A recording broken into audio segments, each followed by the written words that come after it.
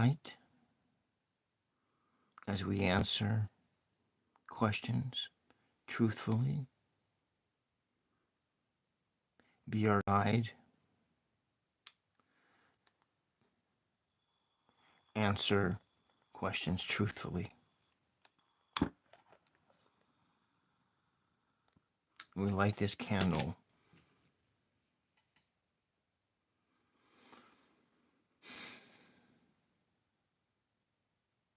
Light of truth, guide us. Light of truth, guide us.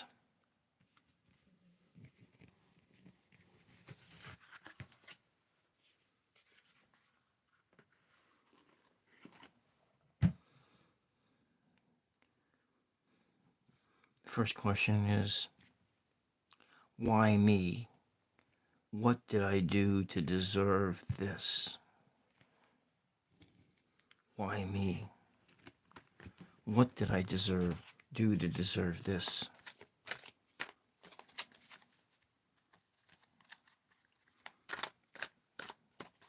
Why me? What did she do to deserve this?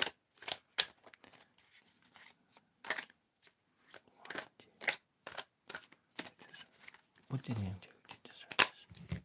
What did Anne do to deserve this?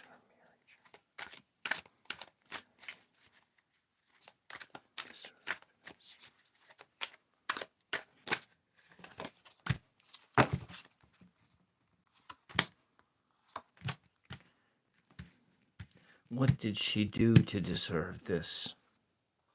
And she asks the questions, why?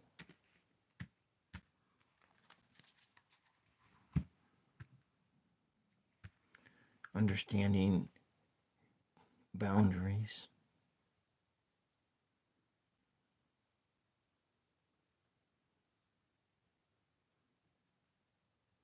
Unrestricted flow. Going into a certain direction. A difficult transition. Resistance to change.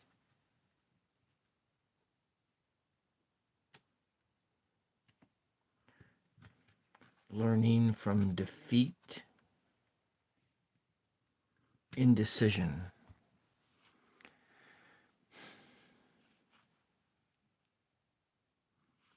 Being in a stalemate. The whys of this is, welcome Sophia, the whys of why you deserve, why did you do, why you, what did you do to deserve this? Indecision, loss, and resistance to change, and you're moving forward beyond. And let's see what number this is. What is the total number energy of this? 8 plus 6 plus 5. 5 plus 2. Welcome, Sophia. 11, 12, 13, 14, 15, 16, 17, 18, 19, 20, 21. It's a 3. Okay, what else? So what is the energy behind what did she do to deserve this? What did she do to deserve this? What did she do to deserve this? Let's see what the vibe is of this. Okay, a bunch of cards popped out. Hopeful, balance, thrills, and possibilities. That's interesting. What did she do to deserve this? She started out hopeful and there was harmony.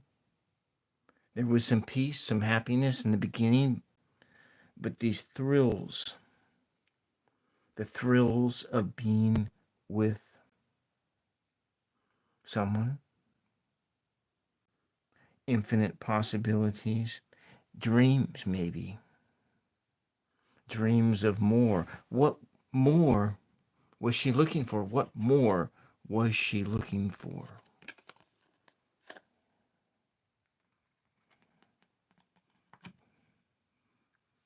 Loss, depression. These cards don't make sense, but maybe they'll make sense to her when she looks through this on the playback.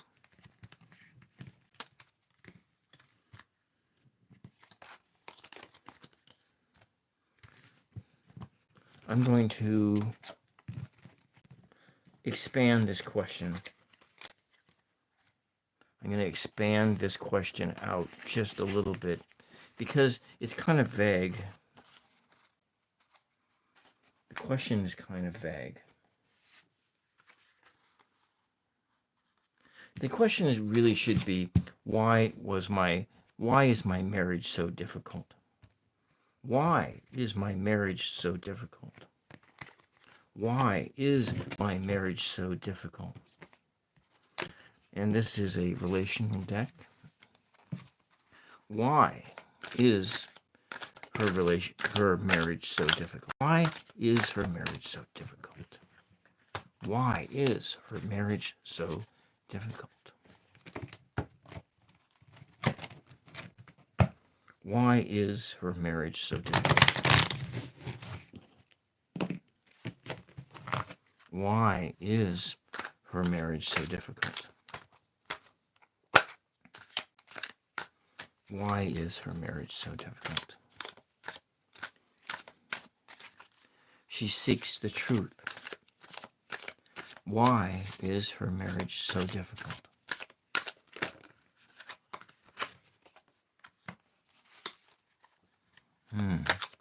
Comparison. Comparing yourself to others. Why is her marriage so difficult? Why is her marriage so difficult? Why is her marriage so difficult?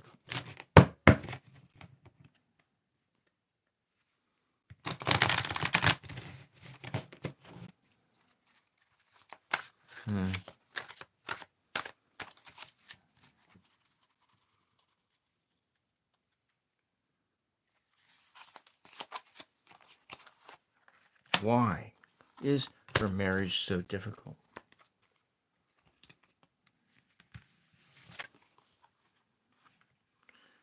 Is of being vulnerable, comparing yourself to other people's marriages, comparing your marriage to others, being vulnerable,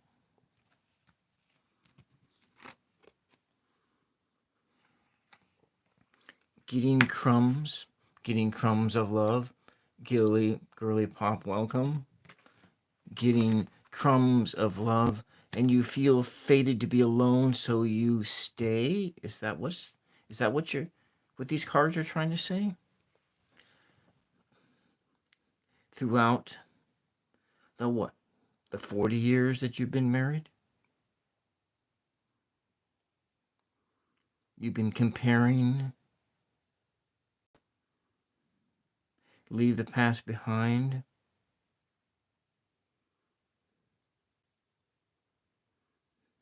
Sticking to comparing. Comparing yourself to others. Comparing yourself to your parents' marriage. Comparing yourself to your in-laws' marriage, or maybe they were comparing you to them, and that's why your marriage is difficult. Too much, not enough reality, and then in your vulnerable state, you only get the crumbs of love. You deserve more, but you can't get any more. And then throughout it, you feel fated to be alone, which is why you stay when really you should go? Okay, the question is, why is your marriage so difficult? Why is your marriage so difficult? Why is your marriage so difficult? Why is your marriage so difficult? Why is your marriage so difficult? Why is your marriage so difficult?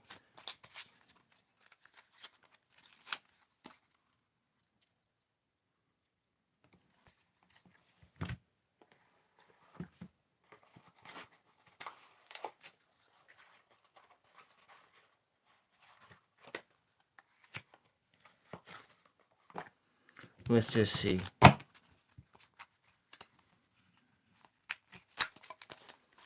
Let's do a spread, a 5-card spread. So, this is the current situation, the why of it. 1, 2, 3, 4, 5. Why is your marriage so difficult?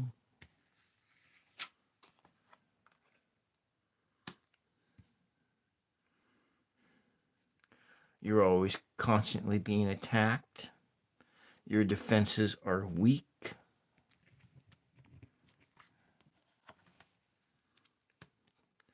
There's irrationality in it. Weak defenses. You're always giving in to attacks. Your thoughts are distorted on what your marriage should be.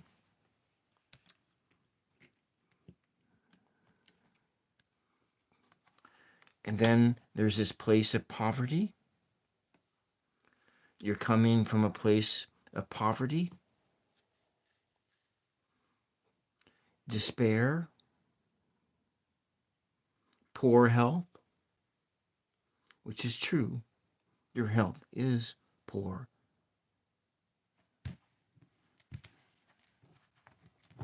And how are things going on? You're disconnected, detached, unable to move on, and you stay put.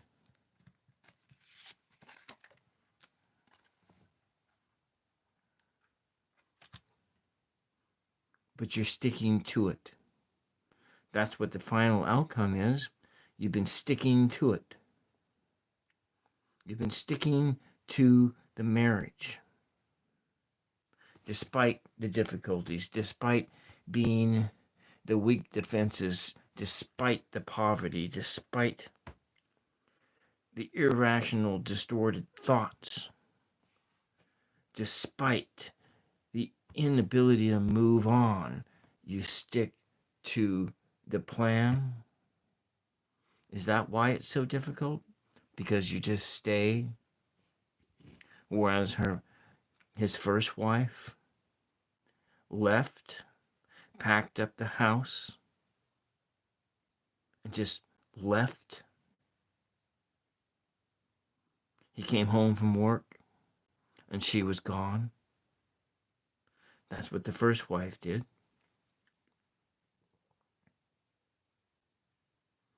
But somehow you've stuck through it. What, you got married in what?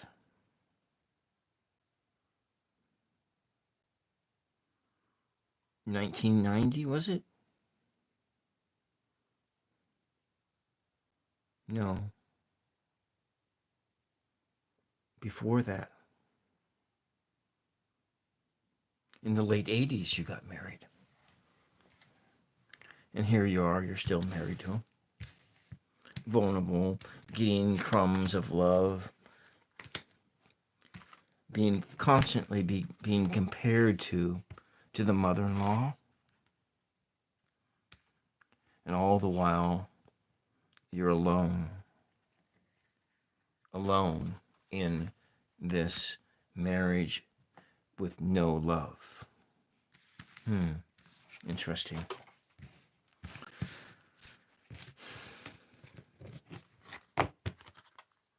And that's that. Let's see what the vibe is. Let's see what the vibe is. If you're just joining, this is Tools of Fortune. It is for your entertainment. I do have to say that. I can answer your questions, or try to anyways, if you have a question.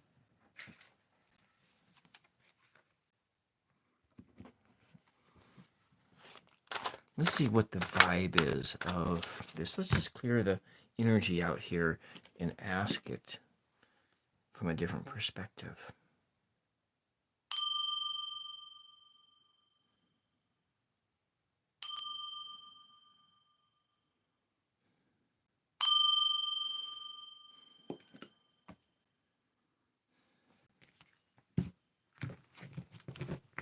The my is replaced with a her. Why is her marriage so difficult?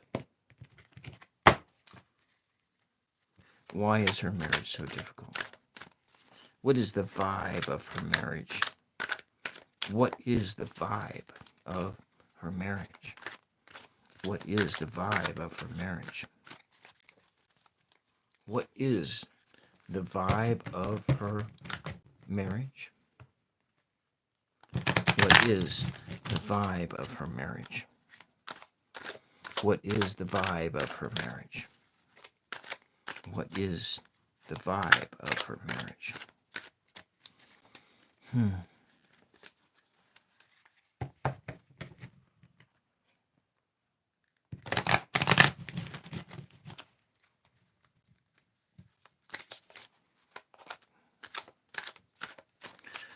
Well, what is the vibe of her marriage?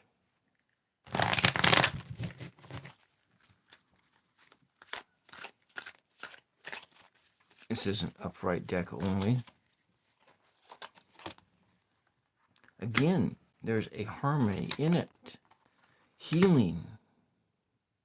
The vibe of your marriage is healing, harmony, but yet you feel trapped, stuck in a spin cycle with no options, no forgiveness. You are exhausted, burnt out, empty, but yet there is harmony, there is healing to be had, there is peace, and there is happiness, but throughout this, you feel trapped, exhausted, and what else do you feel? Stagnant. This is very curious. This is a very curious vibe. This marriage, that there is harmony there. There is healing to be had, but yet it is blocked by feelings of being stuck with no options, no forgiveness, and continually feeling exhausted, burnt out, and empty, and stuck in a dead end. Stuck in a dead end.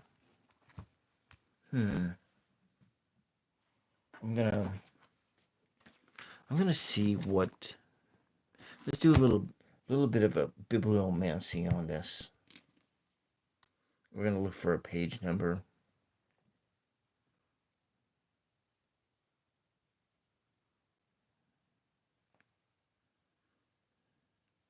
Maybe there will be something there.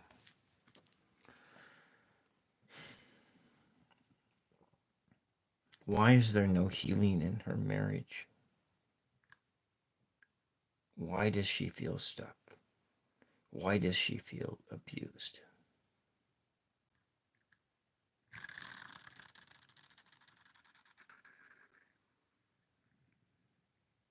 $11.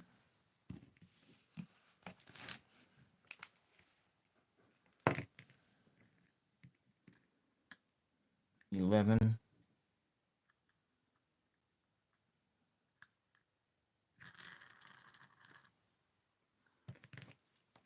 5,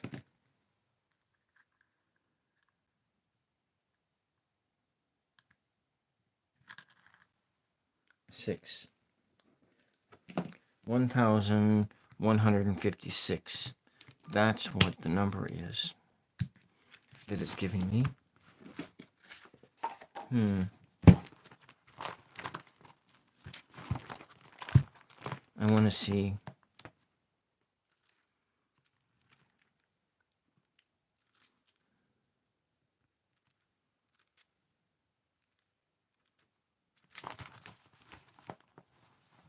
It's a reading from the book of Revelations, 4th Sunday of Easter. Oh, Glenn Oliver said hi. Welcome, welcome. 11:56. Cleanse through sin. Cleanse.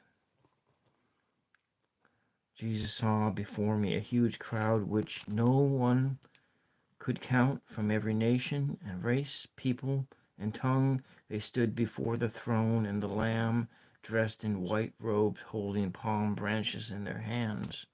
Then one of the elders said to me, "These are the ones who have survived the great period of trial. They have washed their robes and made them white in the blood of the Lamb. They have cleansed the temple." Interesting. It was this that brought them before God's throne day and night. They minister to him in his temple, and where the temple is that intermediator spot between the template and the manifestation. He who sits on the throne will give them shelter. Never again shall they know hunger or thirst. Healing harmony from those stagnant, trapped, exhausted motions. Nor shall the sun or its heat beat down on them, for the Lamb on the throne will shepherd them. There is a way out. He will lead them to springs of life-giving water. The cup of Eucharistic love, the cup of inspiration, the cup. And God will wipe away every tear from their eyes.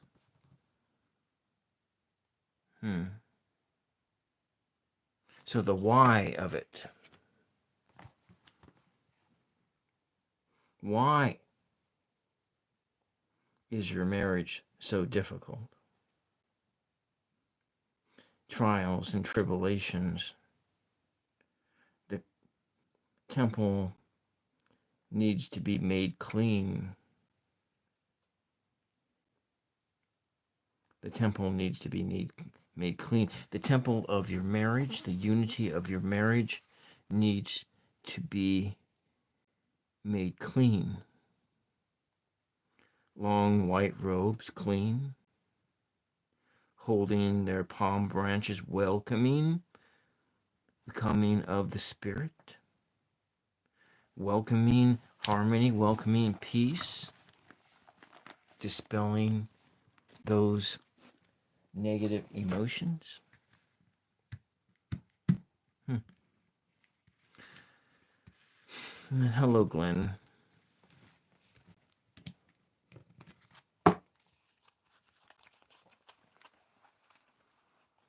How goes your job search? How goes your job search, Glenn? Let's just clear the air.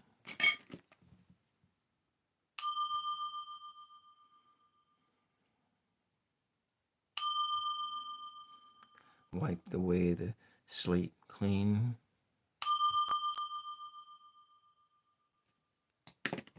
I'm still tired. That's true. I am tired. I had a busy weekend. I'm going to do something while we're just waiting for another question. if we get another question. This card deck has sticky cards. Sticky cards are extremely hard to shuffle, but there is a fix. It is a long, boring fix. I prefer to buy cards that don't have sticky decks, that aren't sticking, don't have cards that are sticking together, but the more intuitive me says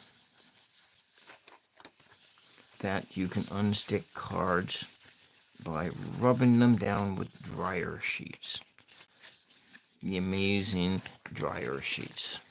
So we're just going to do that here. We'll just throw the card down. I like the deck. It has very novel concepts in it.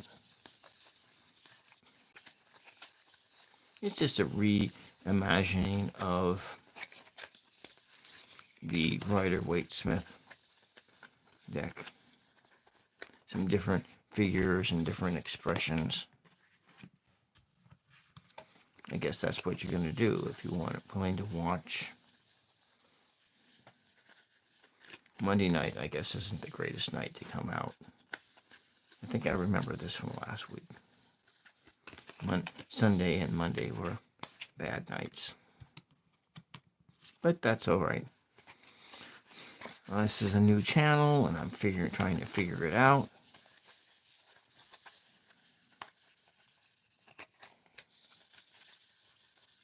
Just trying to figure it out.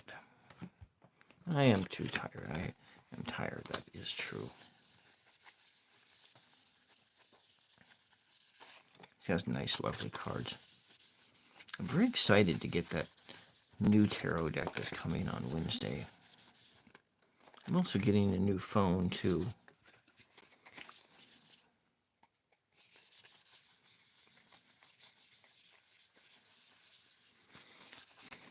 Which means I'll have a longer extended battery life on this thing.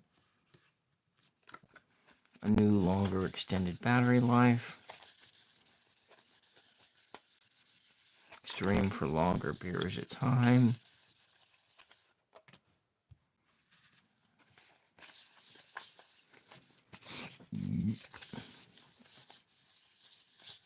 I don't know if I like gilded cards, actually. I have a few decks with gilded cards. They're kind of sticky, too. Got some guy tending his garden. You know, I've tuned into Tropical Empress Spirit before, and she spent a good hour-ish organizing and shuffling her deck while waiting for a question to the recollection of your spirits.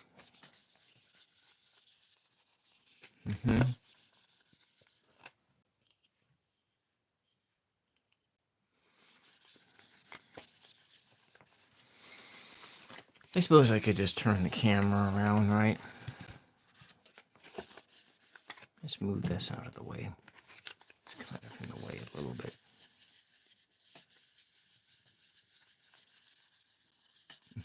Glenn, all right. It's good to see you here. I don't know if you are still here. You may not be here anymore.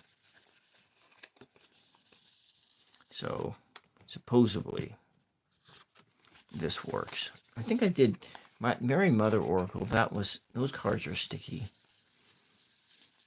I think I went through the dryer sheet on half of them. The cards don't stick anymore, so I guess maybe something works.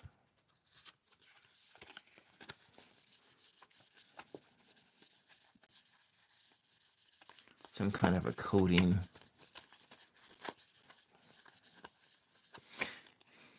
The card in this deck that's really fascinating is the Four of Swords.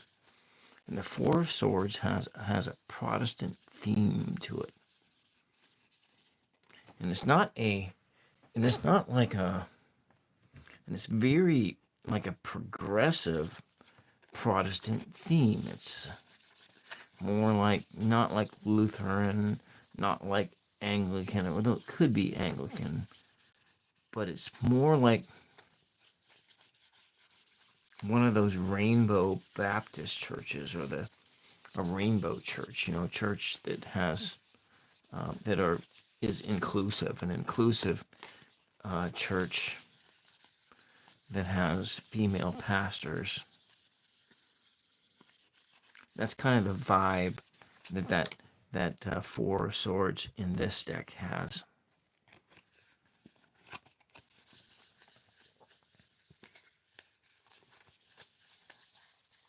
Like the like a more liberal version of the American Baptist Church.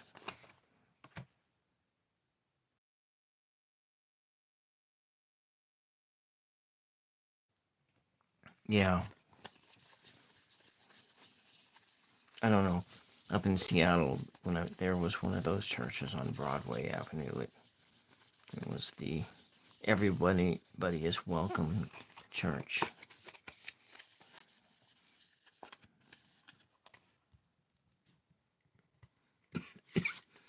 I should have gone to it while I was there, but I didn't.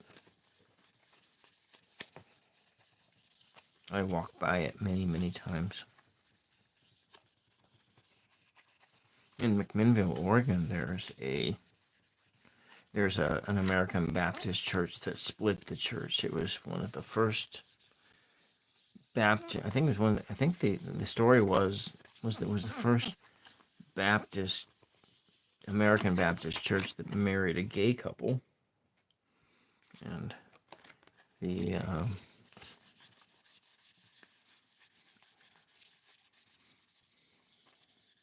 that was interesting. That they were an inclusive rainbow church. My professor, who an advisor for religious studies at Linfield, he was a member of that church, and he was a pastor too. Welcome, Cass. Welcome. Well, I am just cleaning off. I'm just polishing these cards. That's what I'm doing. I'm doing the old, the dryer sheet method, because these cards are really sticky, and I don't have. I'm just using this opportunity to do that. Well, I had a nice weekend. My mom's youngest sister had a celebration of her 50th wedding anniversary. That was yesterday, and they were over at the house on Saturday, so I spent quite a bit of time after I got done with the live stream on. Yeah, I guess it is. I don't know that it's working. Maybe it's working. Yeah, maybe it works. I think the cards feel a little bit less unstuck.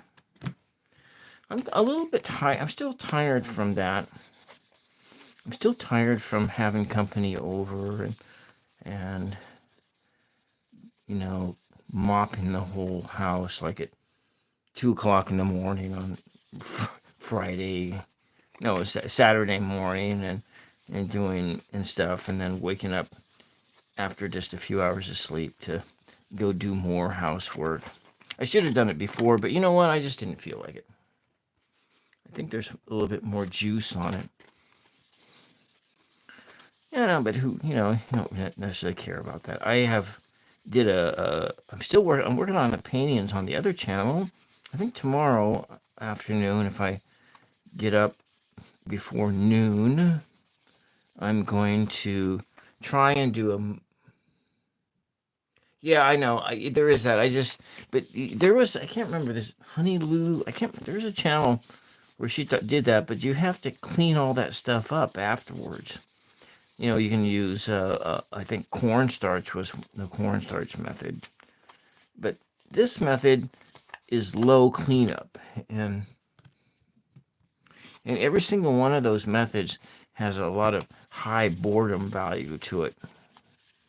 Extremely high boredom value, which is why I tend to not have done it. But I kind of want to use this deck. And yeah, so So yeah, yeah. I have. Let's see. I have a few other. I have a few other decks with sticky cards, and probably if I were to give this one uh, an Amazon review, I probably would have, even though love the design, I probably would have give it a 1-star review because of sticky cards, because I just hate sticky cards so much. Just you pay. Well, I guess I didn't pay that much money for it. It showed up in my feed, and it was like, oh yeah, that seems like a cool deck. Wait, what's that stuff on there? Residue. Yeah, yeah. Let's go get another sheet. Yeah, I have a hard time doing these tasks that are extremely boring. And,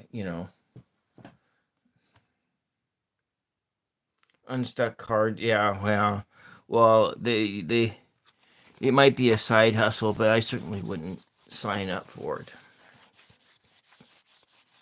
I think I would rather pick strawberries for money, and I hate picking strawberries.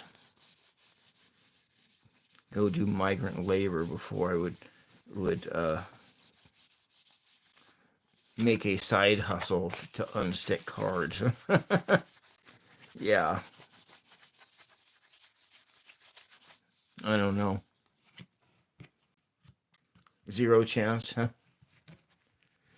Do you have you ever picked? Have you ever gone out and down in Australia land? Have you ever picked fruit and vegetables for money? I mean, I did it when I was a kid. They would I think I was like one of the last generations of kids where they did that.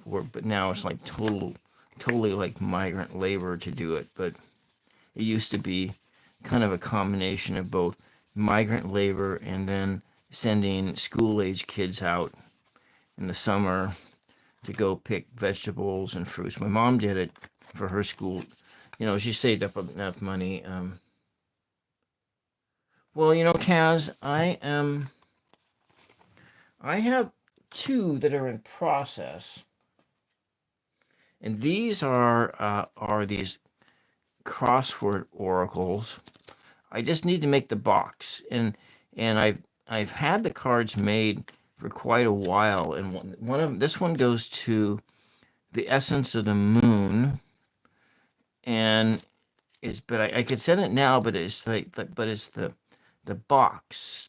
It's making the box, which I haven't got around to making the box, and I want to get it done. I don't know. I think other people were thinking about it for me. That's kind of the reality is now. But I have my tarot energies, like this one. This my I like this one. I like this perspective here of this hanging plant kind of a thing, but a lot of this kind of reminds me of being in one of those big ring. Okay, it's all a vibe. Yeah, yeah. I don't. I think Kaz. I don't know if I will do. If I will make. I don't know if I'll make. I don't think I'll make a tarot deck. There are so many tarot decks out there, and but who knows? I think that. Okay, that's your main method. Yeah.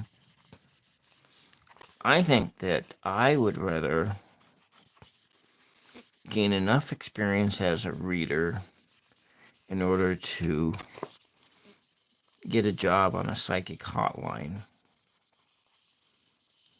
But if I get enough experience as a reader through YouTube, maybe this YouTube, but that's kind of what I was thinking. I know I'm maybe my mind isn't in the right place for that, but that's kind of my thoughts, and it's been my thoughts for a couple of years. Is is to do psychic hotlines as a professional reader. That's kind of what does the pic remind me of? This one or this one? You mean like I know how I read it the very first reading I ever did, but it wasn't the definition on the card. I remember being like somebody lost in the dark is how I kind of, yeah.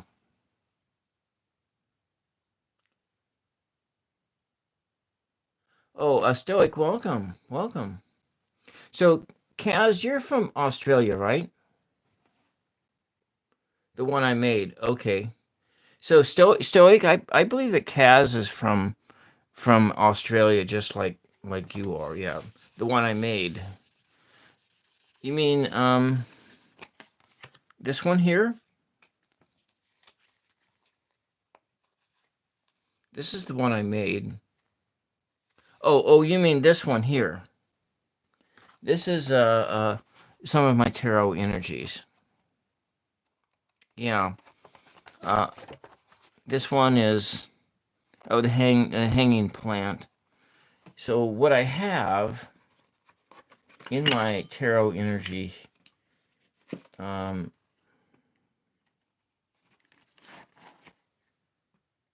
not this one. I have a few tarot energy paintings that I've done. I mean, there's this painting. Yeah.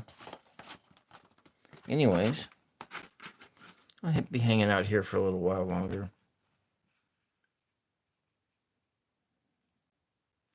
Oh, yeah, I know it does have a negative, and I don't necessarily think of myself as a psychic. I don't really think that at all. Um, I kind of more or less think of myself more like a conduit, more like a conduit than anything else. I'm the shovel, and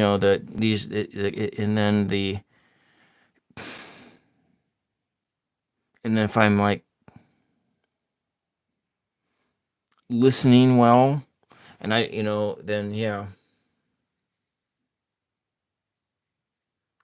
the plant, yeah, that is that's my version of the hanged man, but it's the hanging plant. And the thoughts that came into my head when I was doing it was, you remember that the original Star Trek, and the Captain Kirk one, the original Star Trek, and there was well, kind of that one, yes, kind of that one. The asteroid that was like on a path that they had strapped a rocket to the asteroid, and it was hurtling through space, and it was all hollowed out, and they were on the inside, and on the inside was a whole big world, and so you're like a hollow spaceship, and you have you have up and down, and the world is on the inside of this revolving spaceship, and that's kind of how I think of that. Yeah, yeah. Well, yeah, they do, and but they still call psychic hotlines. They don't, I think they call them that. I know I've met two people in my travels on YouTube that work on those psychic hotlines, and yeah, I've used them before a long time ago, but I've never really had any money, and then when I did have money, I wasn't about to call a psychic hotline. And anyways, is being uprooted.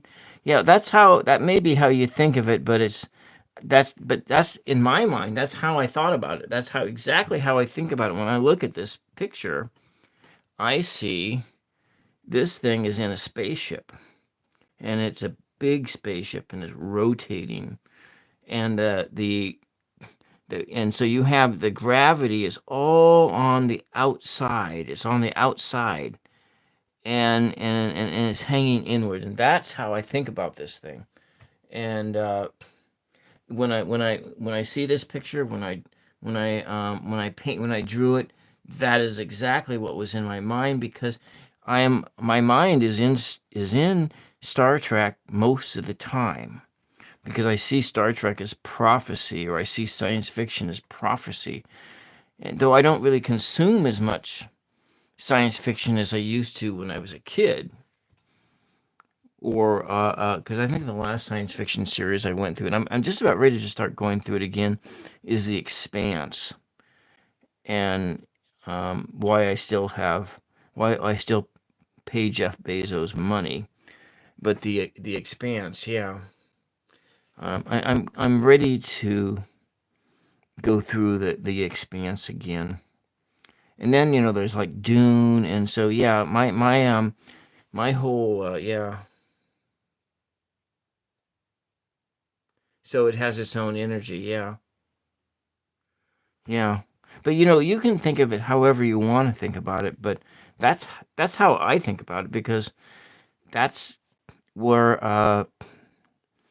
I like, for instance, I've said over and over again, I do not believe that the book of Revelations has anything to do with us in our times. And it had everything to do with the past times, but we have prophecies in our times, and I think that our prophecies are all wrapped up in the minds of writers and authors that write things like Star Trek, or I don't think Star Wars, but Star Trek, I think, it has a lot of prophecy in it. Especially, you look at the technology, you look at or you look at Jules Verne, and you have Jules in the 1800s, and many things that Jules Verne imagined and wrote down into novels came to pass, and and then we have, that's just how I think. We are in the script. Yes, we are in the script. Out the vibe, not just a flat. Yeah, but yeah, that's just me. That's my thinking, and we're not. And I don't see. I don't. Yeah. Yeah, you're right. And then you look at like Matrix. You look at the Matrix and how fascinating the Matrix is. And then then you look at like there's one Star Trek, yeah, there's one Star Trek episode. Well, there was a show. There's a podcast. I don't get the time to listen to it very much. It's called Next Level Soul. Yeah, yeah. And we are playing out the moment. And we're playing things out, but I really think that if we are to survive as a species, if we're going to survive climate change, whatever is going on now, if we're going to survive, there's a few things that I think as a species we're going to have to become. Um, I think that we're just going to have to uh, create a world that, especially if we expand out outside of the solar system, if we expand to the moon, and we expand to Mars, and we expand to Jupiter, we expand out. I think that we are going to end up having a totally different governing structure on the planet. Now, it doesn't say we're not going to not have wars. I think that as human beings, we are essentially warlike creatures, and I can't imagine that we would, even if we had a one world government. If we had a one world government, I think that we would still have conflict, and be shooting guns at each other, and we'd be doing all of those things, because that's just kind of that's just that's just I just can't imagine. I can't imagine a future where human beings aren't doing that. Because just how, because even like I say, even if if we had a confederation of a confederation of regions, and there would still be conflicts between things, and I could see that, things like that. Yeah. Yeah, I know that's the way we don't wish it, but because the thing is, where you're looking at that is that the hearts of the majority of the people walking around, most people, is roughly the same, and everybody wants the same things. They want love. They want to be able to raise their families. They want to have families. They want love. They want security. They want something to do, meaningful. They want something to do. And there's a lot of people who want to be that person who makes things to do for others. Like Stoic, you want to be a business owner. Yeah. Top. I don't know that we are the top of the food chain. I think we are the top of the food chain, but there's many things out there that can get the better of us. Viruses get the better of us for a lot of the time. Bacteria, and if it wasn't for many of our technology, we would still be in the food chain. you know, I mean, I look at just my neighborhood, and there's like three cougars that live in my in in my neighborhood, because most of the creatures in my neighborhood is wilderness area, and there are the deer. There's the elk herd, the deer, and three cougars. Who's reading this book, by the way? Yeah. Well, I don't know. We might want to change the story. I think that we can change the story to Stoic. I'm extremely optimistic, because I'm not like a. It's like I don't. I've been down that path. I've been down that path where you start thinking in terms of apocalyptic things. Or when I grew up, when it was like at the tail end of the Cold War, and you felt like there was going to be a nuclear war at any time, and I just don't want to. I don't want to go into those energies anymore. And I went to a Catholic charismatic prayer service one time, and that was a trip. I can say that was a trip. That was really trippy. I can't. And there was I I guess this is the way that my mind sort of visualized the spirit that was there, and I just zipped around and moved from person to person to person. And it reminded me of, like in Raiders of the Lost Ark, and when they opened up the ark and there was that spirit that whipped out. Well, that's what I felt like. That's what I felt like what was happening there. But this was a spirit of like apocalyptic energy that was whipping around. But that's what I think is what it was. That's probably what there was. Half the people there wanted that spirit, and they were invoking that spirit. And so that spirit was just present, and it was there. It's a spirit that we generate. It's maybe I didn't understand it. Maybe a spirit of change. I don't know. I mean, it's hard to tell what these things are at times. Yeah, the never-ending story. if there's no book. I don't remember. I think I've seen the Never Ending Story before, but if I did, it was a long time ago. Like I think it came out in the 90s, if I remember right.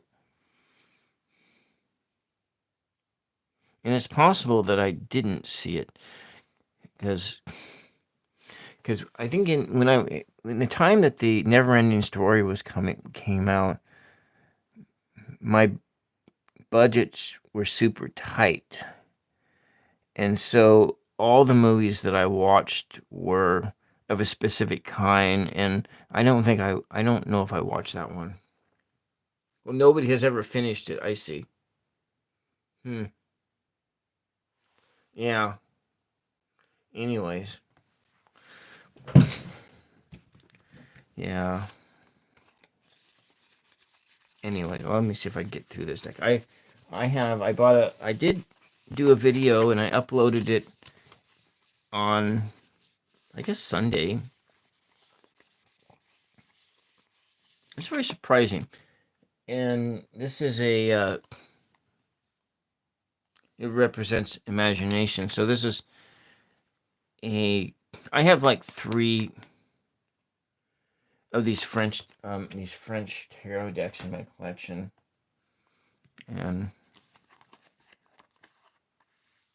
But anyways, I have another tarot deck coming on Wednesday.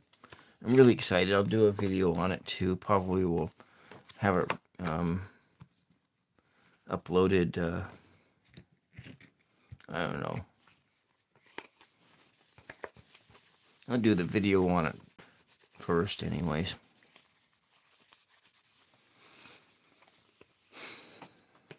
That's why the tarot is difficult. Yeah, it's beautiful. Yeah. I'm hoping that eventually I'm gonna pull out all my tarot decks and read from them. Like I mentioned, I don't have all the cards memorized, but I have this tendency to think that I need to have all the cards memorized. But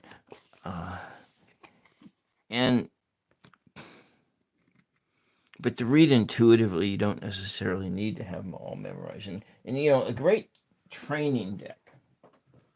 This one here is like the best training deck to train your intuition. Is this one here? I love this deck too, by the way. And this is that one that it's that joke tarot deck. I think I'll pull it out here in a minute.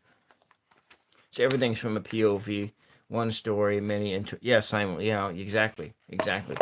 Yeah, and yeah, because when you go, let's say you go down and you watch those people's channels where they do the political reads and stuff like that. Sometimes I feel like they're just making it up as they go along. But maybe that is what we're doing. We're just making it up as we go along.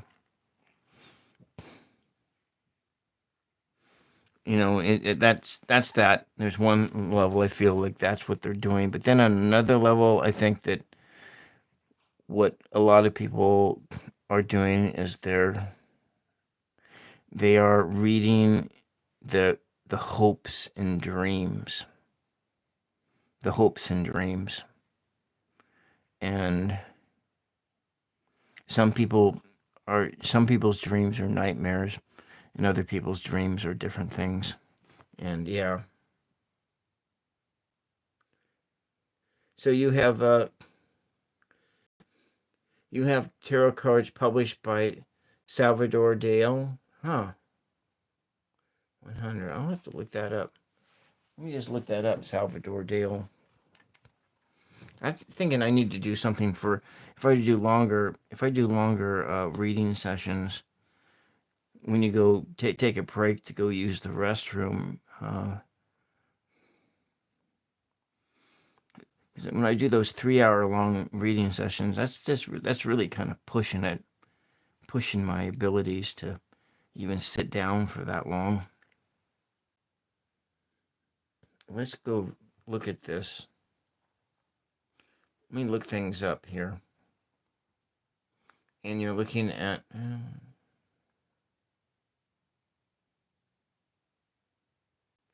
Yeah. Tapping into our inner frequency. Salvador Dale. Sal. S-A-L. My eyes aren't very good this close up. V-A-D-O-R. I'm getting to be old and things don't work. There we go. Salvador Dali. And what is he? Bizarre images. Does he have a tarot deck? Is that what it is? Salvador Dali Tarot? Oh, look at that.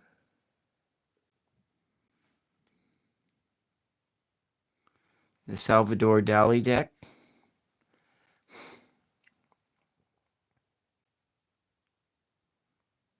Interesting. Let me see if I can open up some of these cards. Oh, they're kind of pixelated here. Huh. Oh, and it's got the Hebrew letters in it too. So he is like rooted into Kabbalah. Yeah. Oh, it's kind of it's almost like a collage deck, but it's not really because I can see that it's painted. Huh. Fascinating. Hmm.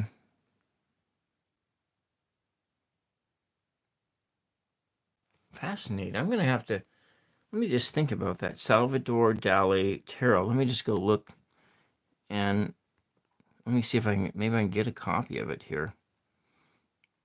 Not today because I spent too much money. Maybe for Christmas.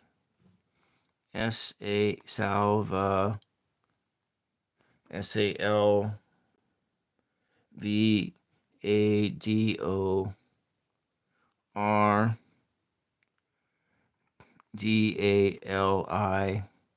Tarot.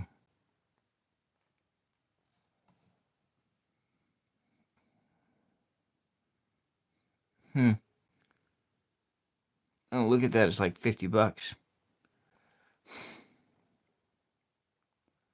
Well, this one in Spanish is like $75. Well, it's probably nothing.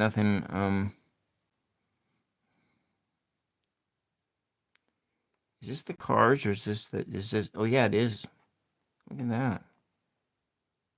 Huh. $45 for a tarot deck.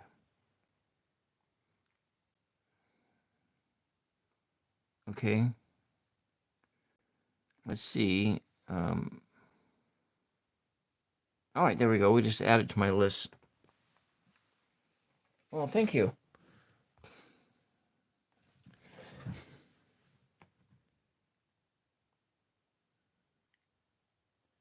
Well, I did. I click on images. Okay. Now see some art I recognize. And the dripping clock. Yeah. Okay. Let's go back out of the tarot deck and get into just his art. Salvador Dali.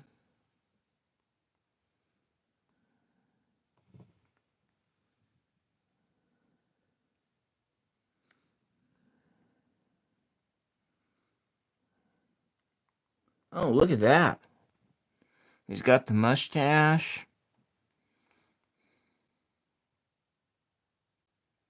Wow. Talk about that surrealism here.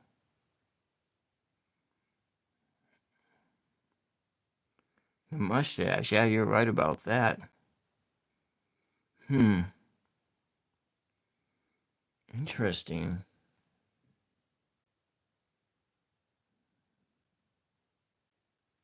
Yeah. In the eyes. He looks like he's really just hamming it up here. He got that look on it, and I look at this guy, and it looks like he's got a hell of a sense of humor, you know. And that's what I see when I look in his eyes, and he's like posing for that picture with his mustache, and what it feels like is that inside he feels like he's like giggling or something. Salvador Dali. Yeah. Hmm.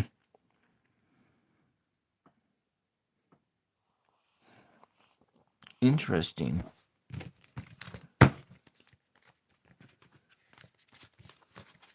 Let's see. Some of this is not all of it. Not maybe. Maybe I don't need to do the whole thing. Let's see if I can easily find that one card. But half the cards are still sticky. I'm gonna put them back and take out that other deck. And I'm gonna play with that one instead.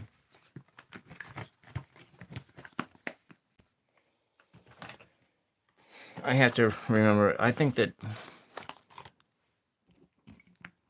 I'm gonna put my cards away. And so you went to his house. Wow. Huh. Interesting. Where was he? Where was he from?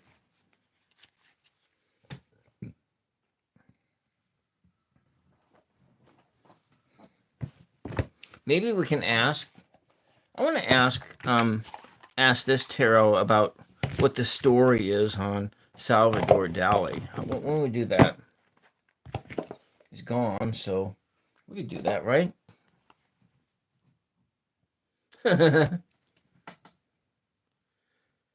His house is a museum. Huh, interesting. So it's kind of like the Elvis Presley house, but I haven't actually ever been anywhere. Let's go I'm going to ask.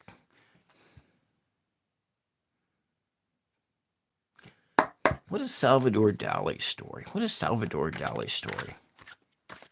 What is Salvador Dali's story? What is Salvador Dali's story? First card here that popped out is this one here. Massive artwork. Because I was thinking about doing that to reading on like poets and people like that. What's his story?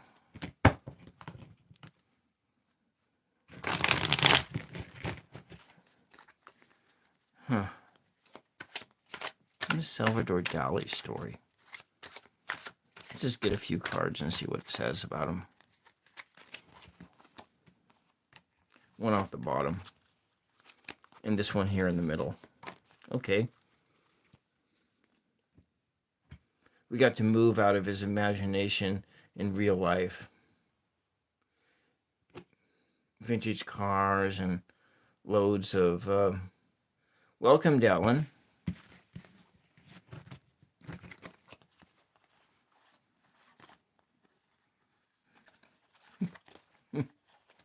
Well...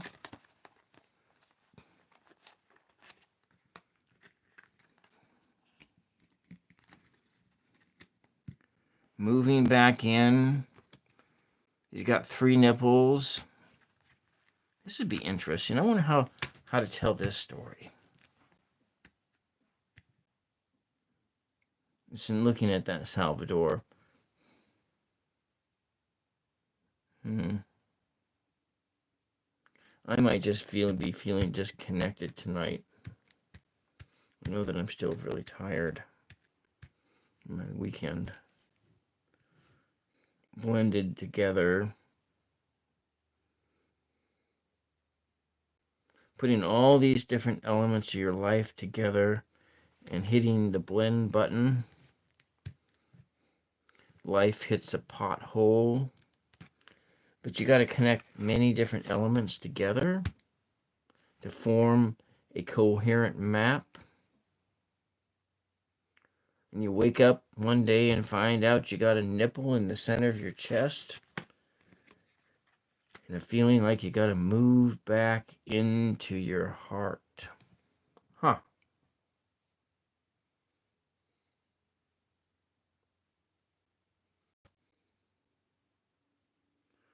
Huh. Yeah. Well, this might not be a good night for me to do any readings at all. I'm think that I'm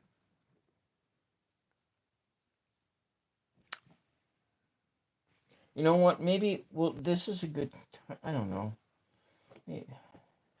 That's no, I wasn't gonna go pull out my book of poetry and read poetry. We weren't gonna do that. We like listening to me? Okay, good. We'd be talking today then. Well, I'm just gonna go and I'm gonna go in and just maybe we'll just make up some stories here. And I'll just kind of stay on for like another half hour or another 20 minutes. And maybe I need to see about trying to get to sleep before the sun comes up. And I know that I got a busy day tomorrow because I'm gonna do finish a painting and start another one and probably do another underpainting. Maybe that is one of the things. And if I can start as close to noon as possible, I'm going to do that. Tomorrow's going to be warm, but it's going to be warmer on Wednesday. So we're going to just go in here. The topic on card readers or tarot, you're hating. Yeah, well, I was kind of talking about things. And we talked about that Salvador Dali guy, guys. His stuff looks pretty incredible. The surrealism and everything. But you know what? I think it's right here.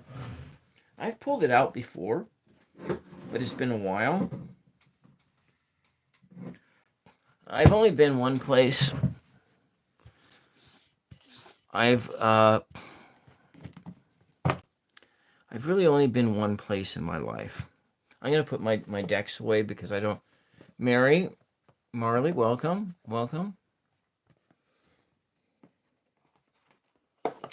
This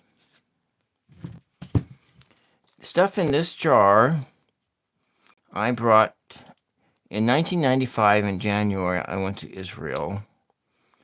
I went with just after I graduated from college. I have a long time ago a bachelor's degree in mathematics and religious studies. And my religious studies professor asked if I wanted to go on the Israel trip. And I said, well, I've already, it was like taking the Old Testament. And I went as a tourist, like his wife. And these are some of the things I brought back from Israel. A long time ago. And so maybe this was a spoon that we played a game, you dig the clover, yeah. Entertainment, yeah. Yeah, so fast toxic happiness. Yeah. Simple game with a spoon. You want some guidance? All right. Do you have a question that you want to ask? I'll just put my my trinkets from the Holy Land away. I went to the Holy Land before the September 11th in 2001 attacks. There always was conflict there. There was one suicide bombing while I was there in a city that I was at the day before. You need some guidance? Okay. For career? Okay. All right. What kind of career are you thinking about?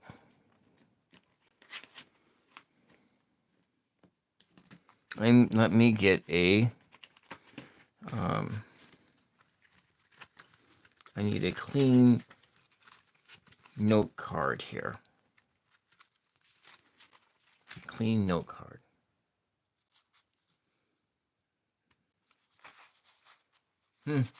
Life they cut out of the device.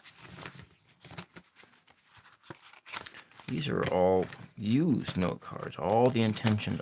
I will be right with you for your... Oh, here they are.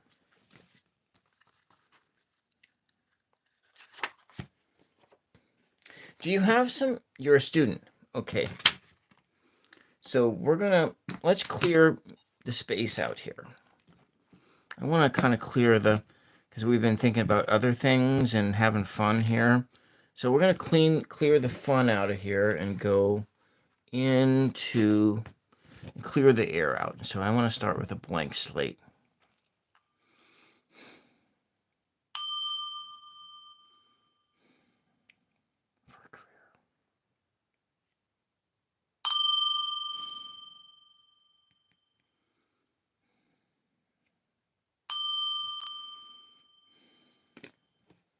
Okay.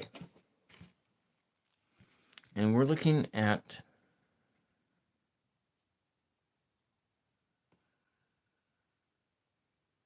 All right, let's go with... Let me write your name down. You just need your first name. M-E-L...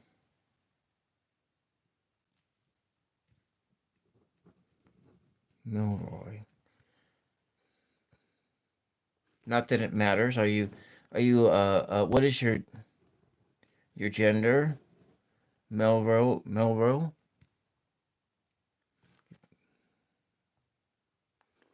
And so a career, you're a student. And you want a direction in your life. So what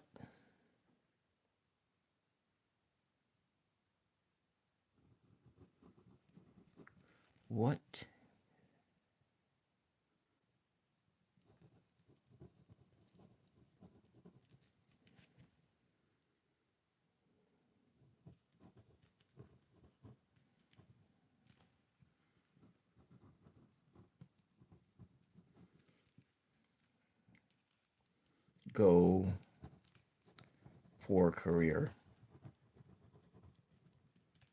Okay.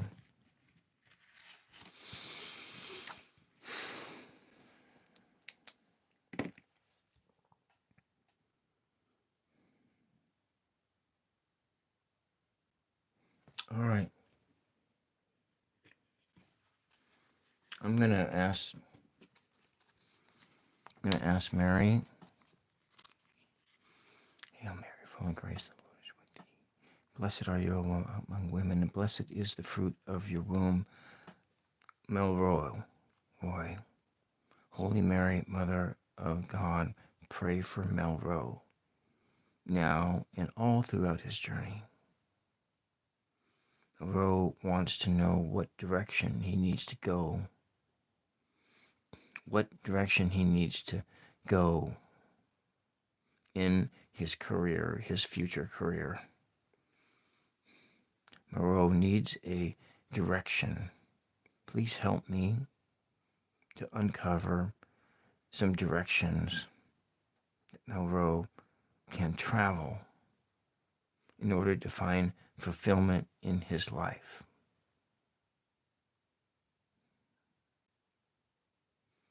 Our Father who art in heaven, holy is your name. Your kingdom come. Your will be done on earth as it is in heaven. Give us this day our daily bread, and forgive us our sins as we forgive those who sin against us. Lead us not into temptation, but deliver us from evil. Amen.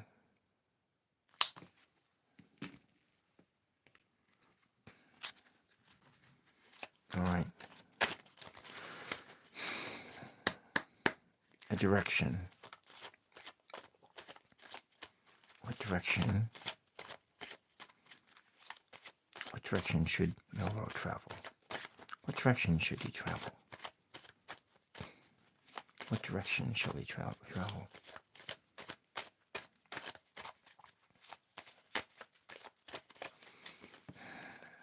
Okay, this one just popped out. We're looking at the number 1, so you're looking at a new beginning for yourself. It is a new beginning, and you could go any way you want to for that.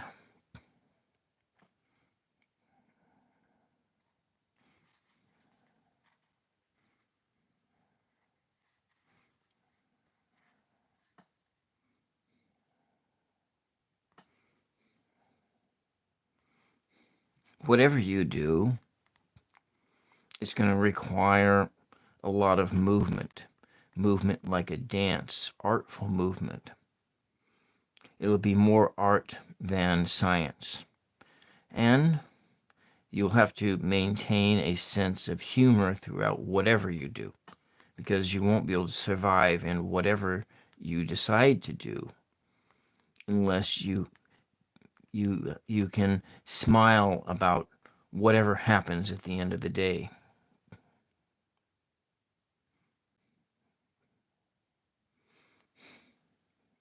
And then this word charcoal, like something is burning up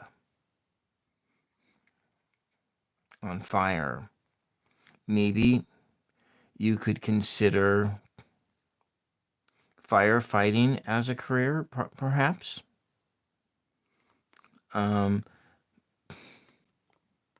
Firefighting, that is a possibility. It is being a fireman, a rescue worker, RESCURE, rescue worker. That would be also rescue, and it also would be, in it, you would have some medical, MEDICA, medical training. So a new beginning is always a good sign.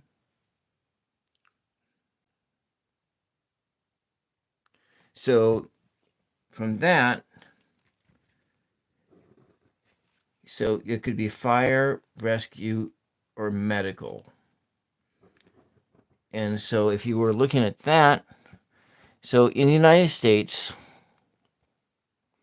to be a fireman, you also have to be a paramedic. And that is a possibility that you could do. You would have a fulfilling life of helping people as a fireman or a fire person. I don't, and there are other areas. Wildland firefighting is also, it is a hard job. There are a lot of things you can do. I've known people, I did wildland firefighting in my 20s. It's hard. You can make a lot of money doing it, depending on what's going on, working in fire. But that could also mean other things. Maybe you're into sales, so Madonna rescue you. Okay, well, you can do that. Then why did you ask? If I asked for a career direction, but if you want it to be you want to be your own boss. But you know what? In the States, there are people who contract their services in fire for doing wildland firefighting. Of course, it would require you having a lot of skills, a lot of expertise, and so so let's say you're good with computers and things like that, but because not all firefighting jobs are done on the municipal level, where your city, state, county, country hires you to do that job. in the United States, they have some private partnerships when it comes to fire suppression, especially in the force. And if you want to be self-employed,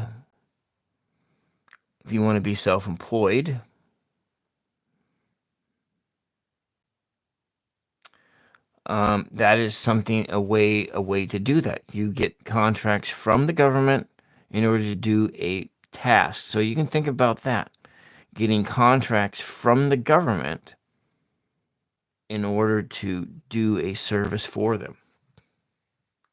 Yeah.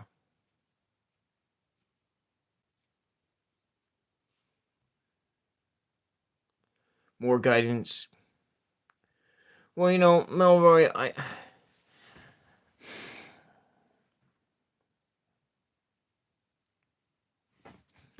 you're at the very beginning. You have a lot of different things that you could do.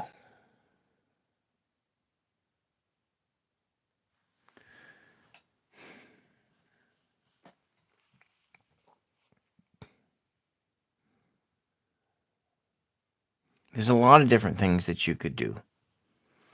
Because it all depends on what are you interested in. So you're learning skills from college, like computer skills.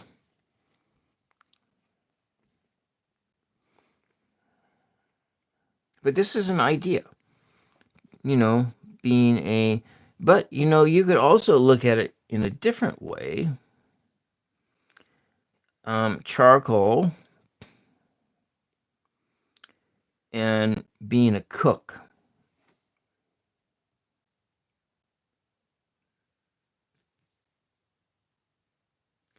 Do you like to cook?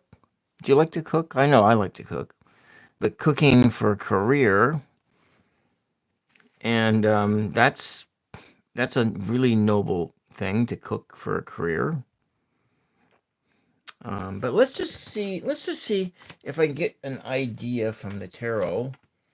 If the tarot can tell me what you could think about doing. What could you think about doing for being a business person? So I'm going to rephrase this question. What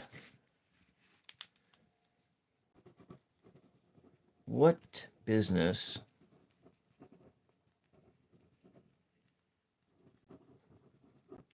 should, in the field of plastics? So you already have an idea. I don't know why you're asking this question then. What business should Melroy start? What business should you start?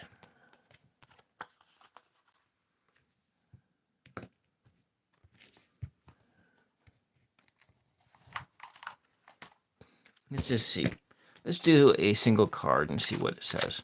What kind of business should Melroy start? What kind of business should Melroy start? What kind of business should Melroy start?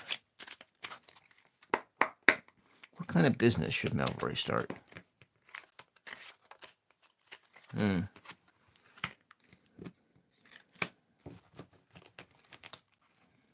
see another card.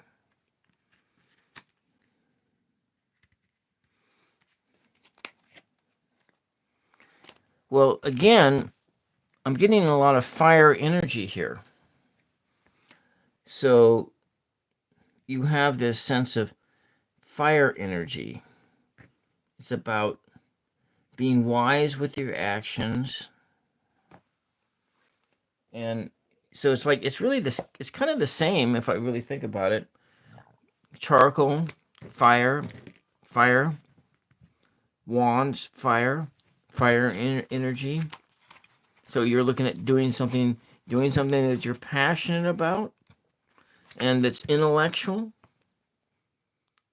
So something that you're passionate about that uses a lot of intellectual energy. That's kind of what the tarot is saying. Just if I just look at what are we looking at? 14, 15, 24, 2 plus 4. So and it's something, okay, and it's still, this is this here. So you do something that you're passionate about, that uses intellectual energy, that is inspirational, and that you love.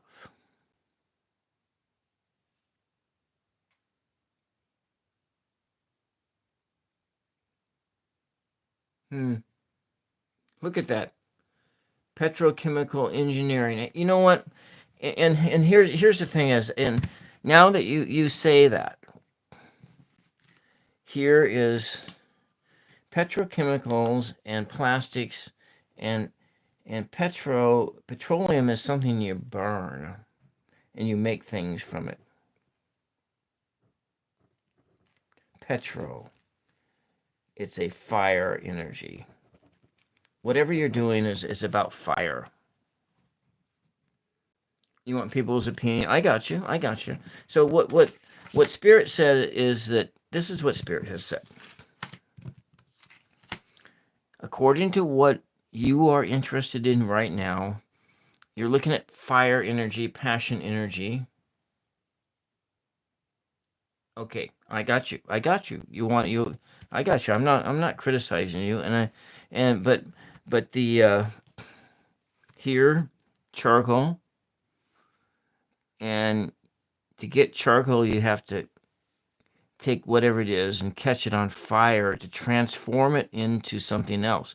So you take a piece of wood and you light it on fire, or you smolder it and you transform it into something else.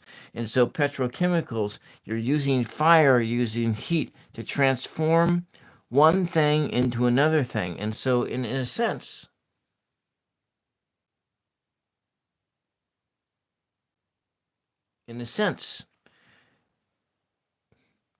I am seeing there is a congruency here. I am picking up your energy, and that's, and so, and if I look at this word dance, and that was the first word that popped out, or comic, you're looking at things that's kind of an artful thing. You're using, you're making plastics and you're making them into something that can be artful, but at the base of it, you're using fire and passion energy, and you're using your intellect to change something from one state to another.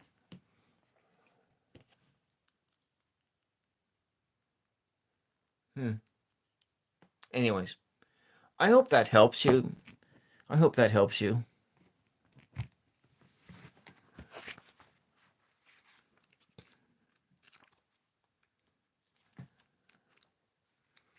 But it looks like you're standing around a little bit here.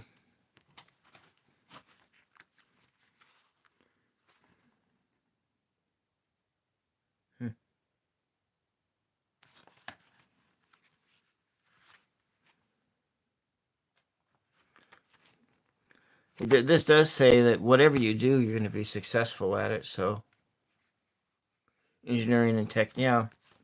Well, I think that let's go. Let's do something here. I want to do something else here. Let's go into this oracle here.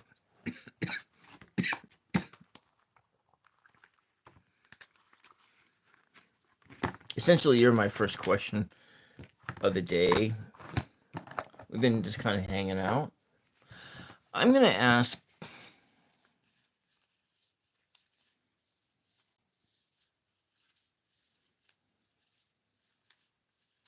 I don't know that this oracle even applies to it, but here's what we're going to go. Let's just see where you're at, how far along you are on this journey.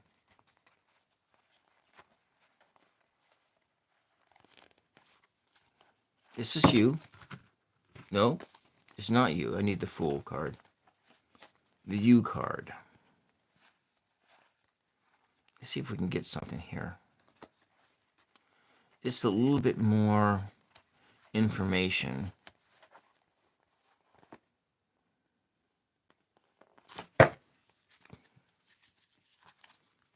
get just a little bit more information. I want to see.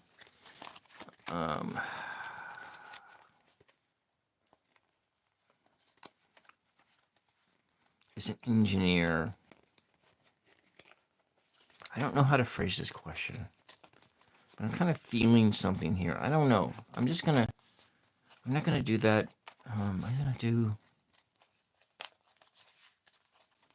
just phrase the question different. It's just a direction. What kind of Melroy? What does the spirit want him to focus on? What does Melroy need to focus on for career? What should his focus be on? What kind of engineer? What should he be focusing on and trying to make and bring into reality? What should he be trying to make here? Something with fire, something that's transformative. What will transform from one state to another?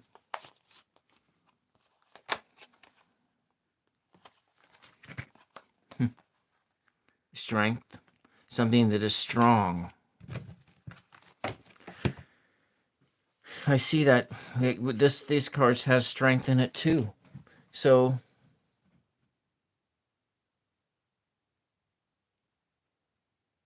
what we got here is, so what this says is whatever you're gonna do, it's gonna be about strength, making things that are strong and things that are useful, something that is strong. And so how about that?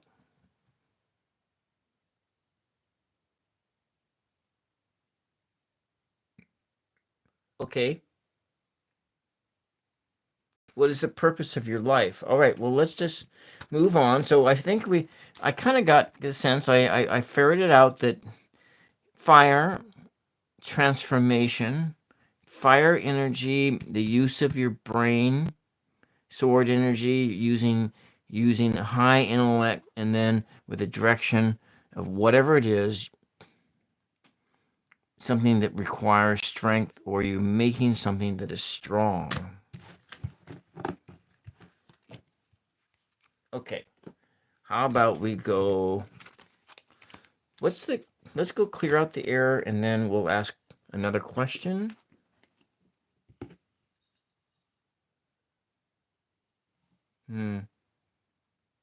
Yeah, I think we should be using more nuclear energy myself. I've been those thorium reactors. Okay, let's clear the air.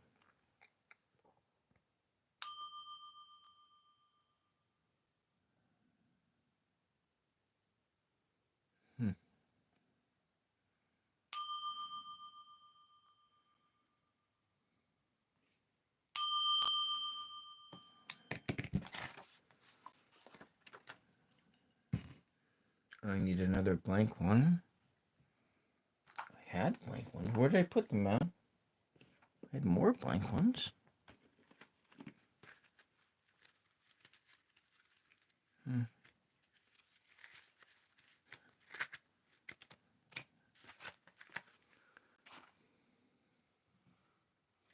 Oh, right.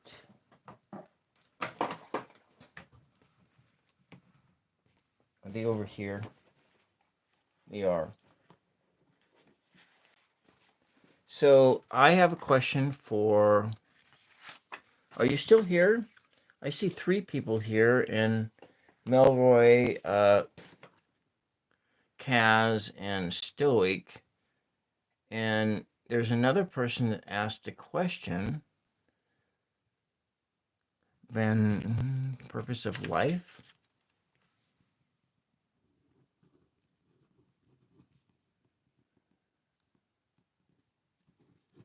Then,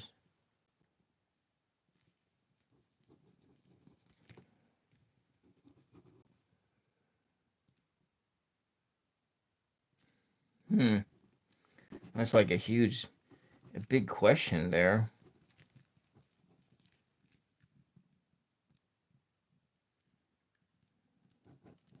I'm just going to shorten it down to Van's purpose of life. Purpose in this life.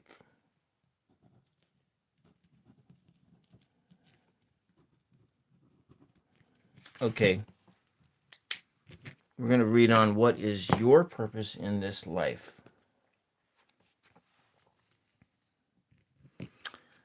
I could probably answer that without even going into cards.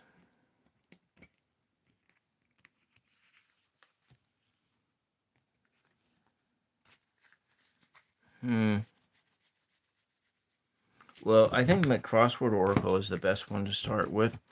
And then, what is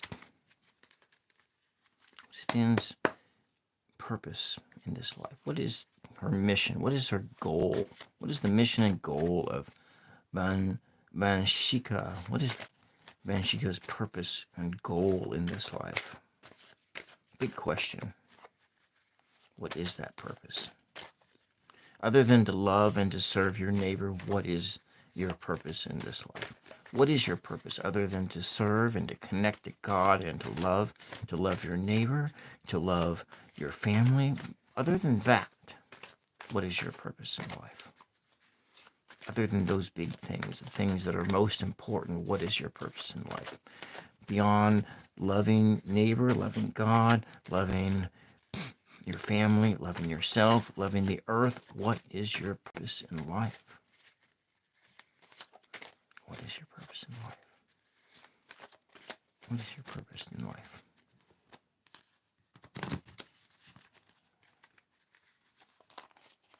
What is your purpose in life?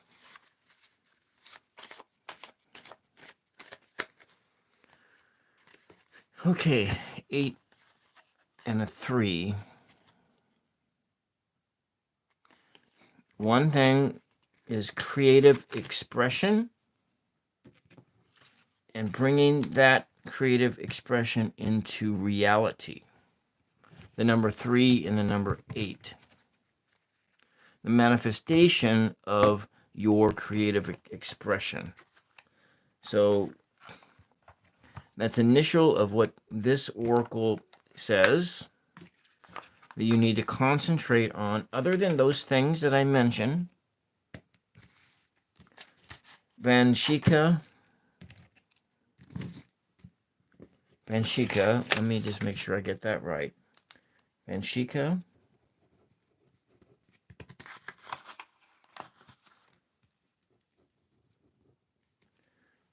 your purpose is to create,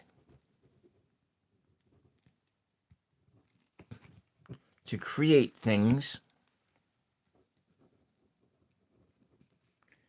and to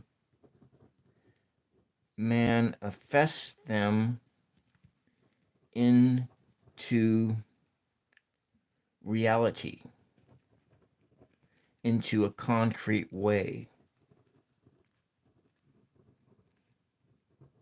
Concrete, physical way.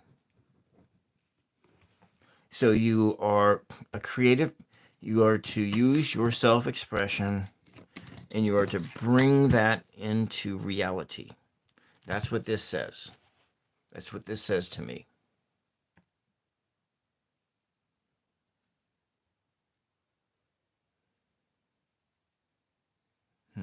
Let's see if, so what kinds of things should you think about as far as what kinds of things should you work on creating?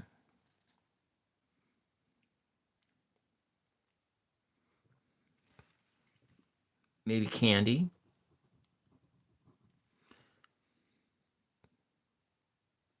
Maybe woodworking.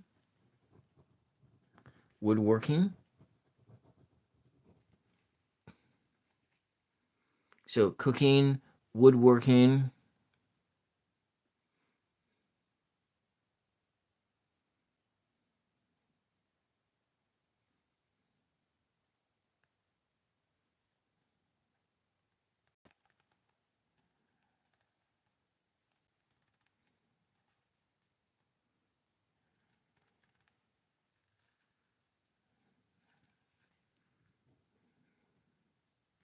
sound.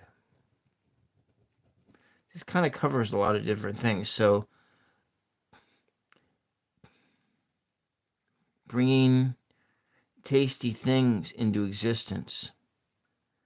Maybe beautiful things like woodworking or working with sounds and making sounds into consumable things.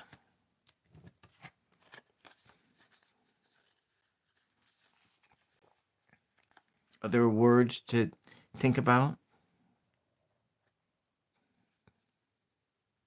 Maybe you're going to bring children into the world. Children.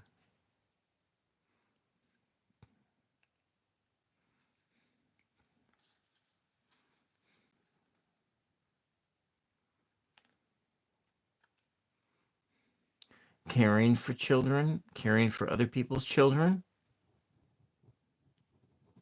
caring for other people's children.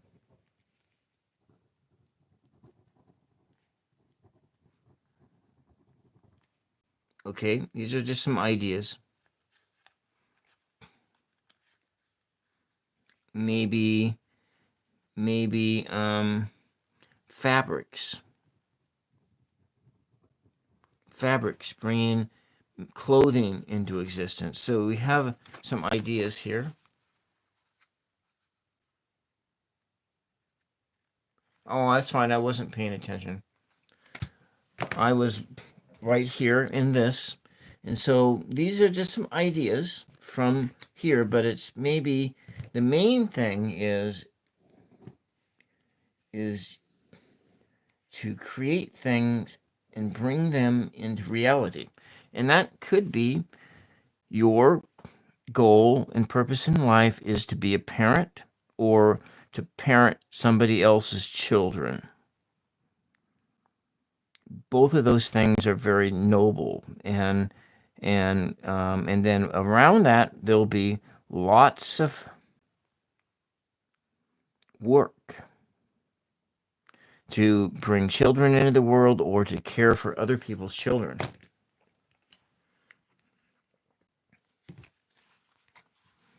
Let's find that. Why do I have such difficulty finding the Fool card here?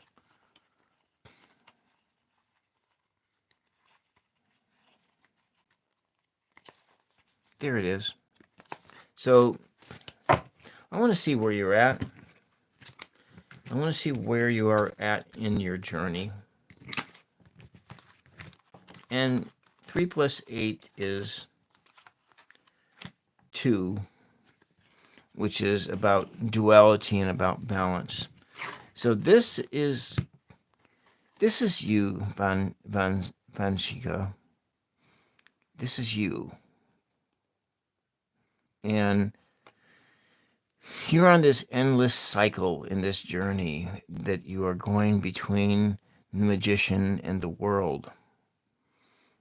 And you are doing many different things and learning many different things in your life. And you are accompanied by this loyal dog, and you have this purity of spirit in your hand, and then all the tools you need to find fortune in your life are here, carried with you, and you are about ready to jump off the cliff into a new life. And so I want to see where you are at in this new life. And we will be, I'm going to shuffle this up, and I want to see what is before you and what is behind you. We're going to see what's before you and what's behind you. And do a good shuffle, Good shuffle. And then I'm going to use the one other oracle after this, what Mary Mother has to say. I want to see what I haven't pulled a Mary Mother card tonight yet. But we started this session out by asking Mary of Guadalupe for truth. because that's really what we're after. We're after seeking truth.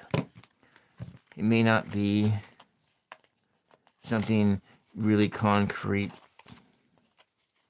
nuanced, but it's a truth, nevertheless. A truth of where you are at right now. So I'm asking Mary of Guadalupe to guide me, to guide this oracle for you, to find out where you are at in your journey, in your life right now.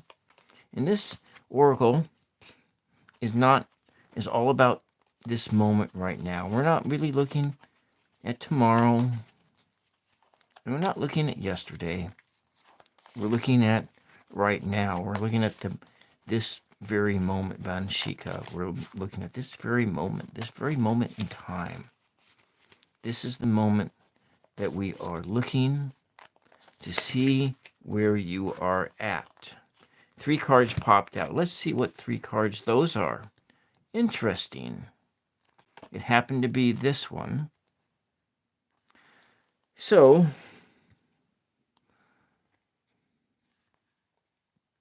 this is an interesting read. I'm going to try to read it just so we don't. What's behind you is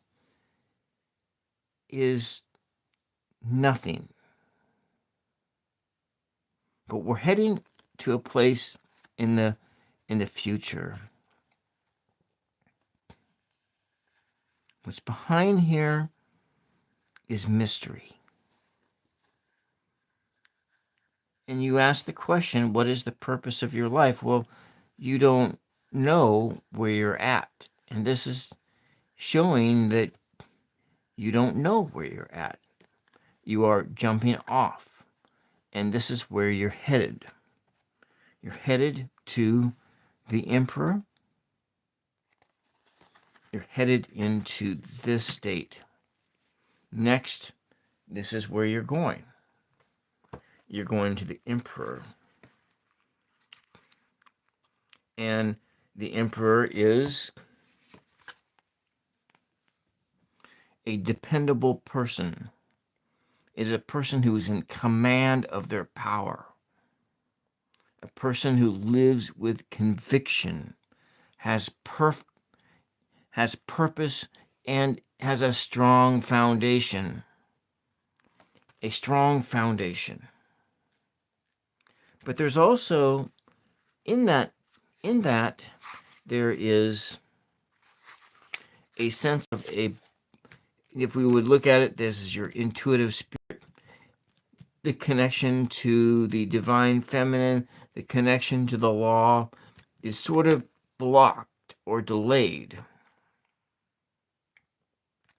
And it's the duality being between this dual nature. And you see those 2 words, those 3 and 8 added together to be the number 2. The number 2 is this number, the number 2.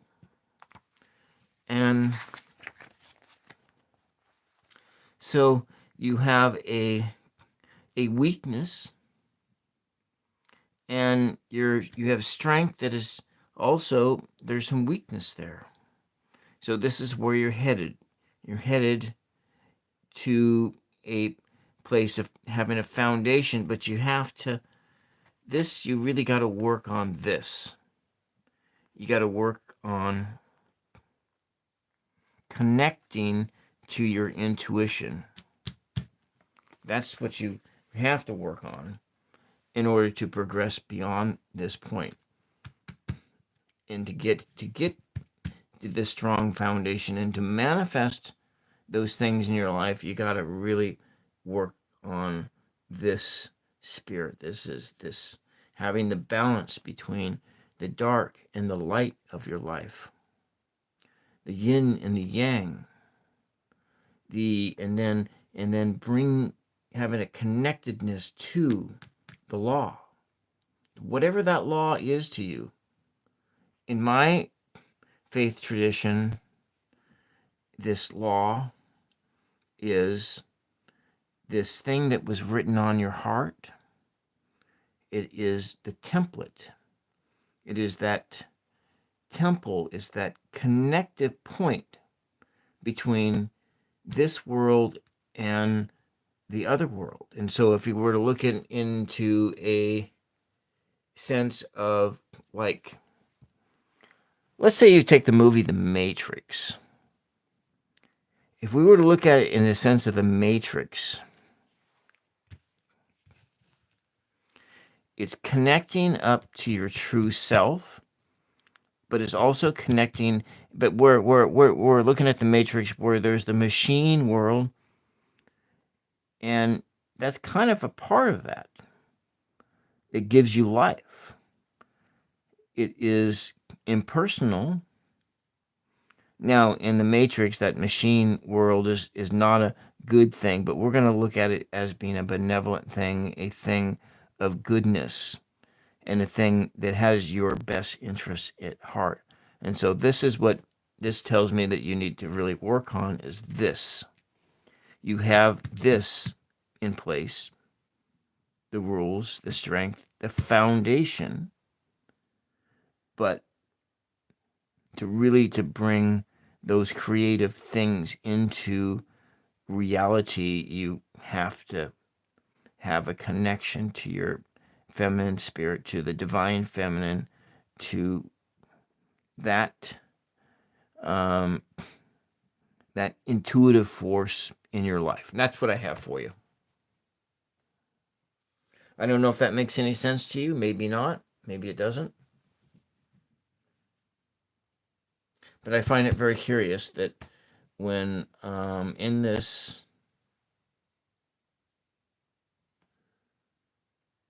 I found it very curious that this was the card that I was going to be, is being you, and that these three cards popped out. That card popped out.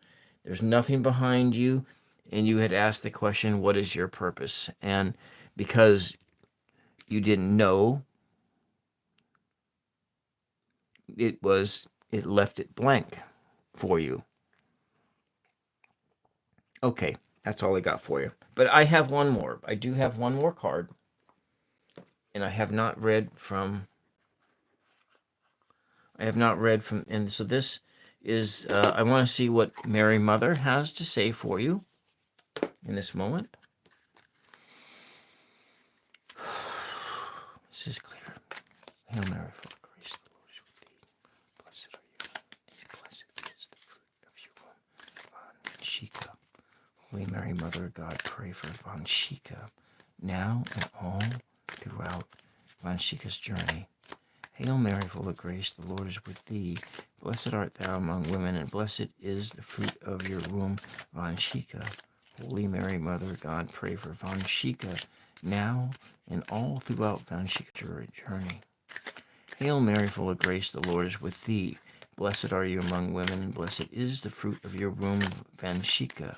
Holy Mary, Mother of God, pray for Vanshika now and all throughout Vanshika's journey. Huh. Look at that.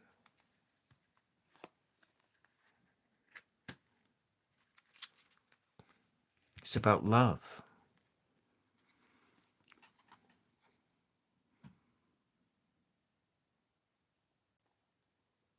That loving heart.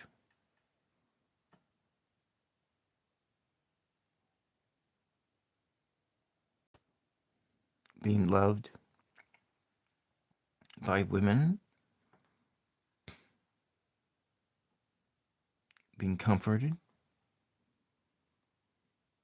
But also surrounded by this electric spirit. Purity. Passion. And a coolness. Of this cool blueness. Of a water energy and a fire energy. Passion. And a sense of like waves and chords of energy. Just comfort love. Mother love. Sister love. love. Lady of comfort, even though you may not see me, I am holding your hand. Even though you may not hear me, I am speaking through your heart. I am never far from you. I am by your side with love, guidance, and protection always. You are my own. I could not bear to be apart from you. Receive my message of comfort and peace now. All shall be well. Harmony. And there it is. It's that number 2. Harmony. We have this, the number 2. 3 plus 8 equals 2. 2. Balance and harmony. 2, 2, 2. So, Vanshika, I need you to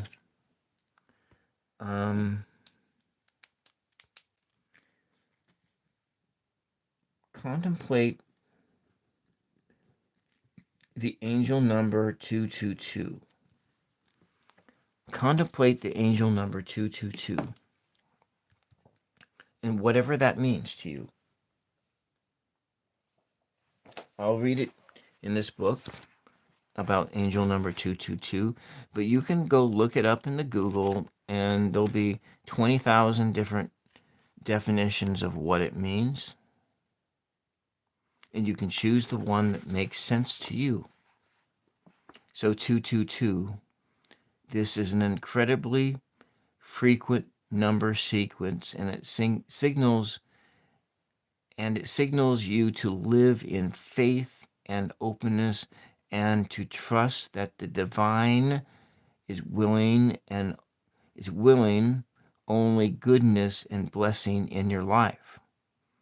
And so, since this divine feminine spirit has come into this reading, it is that the divine feminine is willing goodness and blessings into your life. Okay? That's what we got for you here.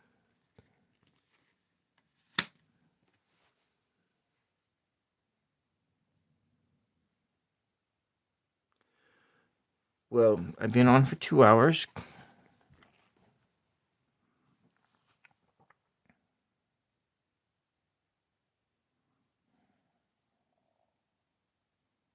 I'm going to come back on tomorrow.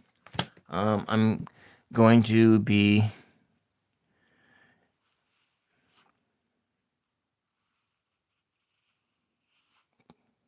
and I'll come back on at 11:44 p.m. my time. I generally get my mother to bed by that time, and so this is the time I start my readings, roughly 11:44. It's an angel number. I'm choosing that as an angel number. I see angel numbers, and that's what we're doing. I'm gonna read I'm gonna do one of these Mary cards for everyone here.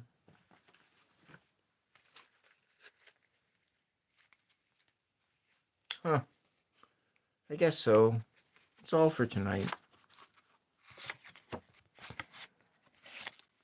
Unless there's somebody else. I'm going to, let's pick this up. I like this oracle. Put that oracle away. Well, maybe, you're right. I don't feel like putting everything away right yet. I'm gonna put most of the cards away.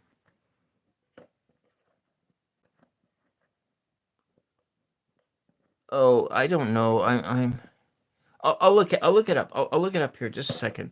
Let me just put most of these cards away. At what's blocking you. It's kind of funny here. Things that I'm noticing is that when I get like really vibing here, I can feel the blood flowing in different places inside my brain.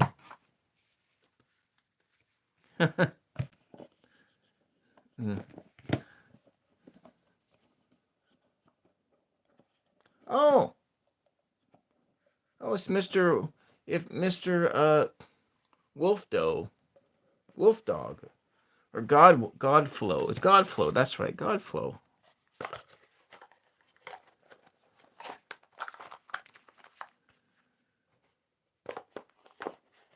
Okay, Godflow. I'm done with this one.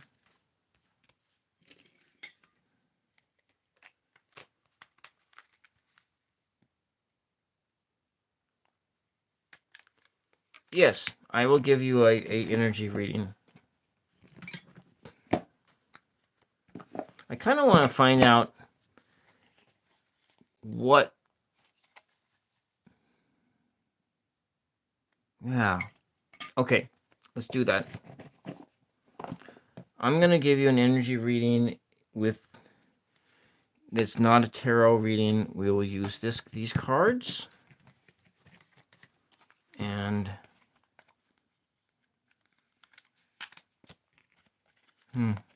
all right, I'll do that. And want me to make it exciting, I'm going to use the real life tarot, but I'm going to start. Let's start with this one. While I feel such a good, and I know what I'm going to do. I know what we're going to do. I got it. We are going to clear the air, and I'm going to start with a blank slate here. I just have a drink of water.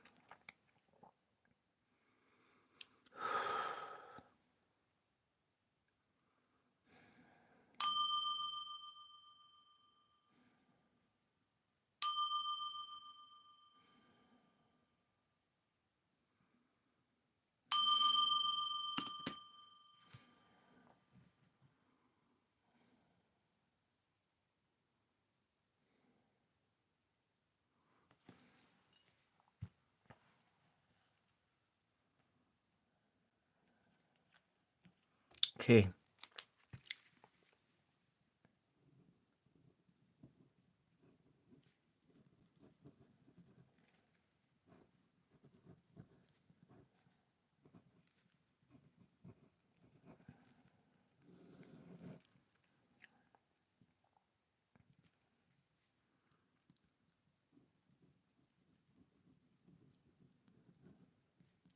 Energy state.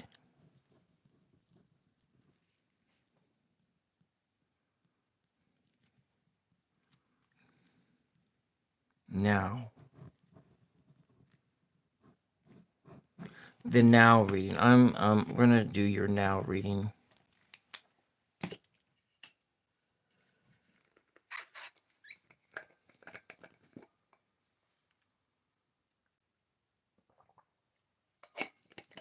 All right, Godflow. We're gonna do. I'm gonna just start right out with this one.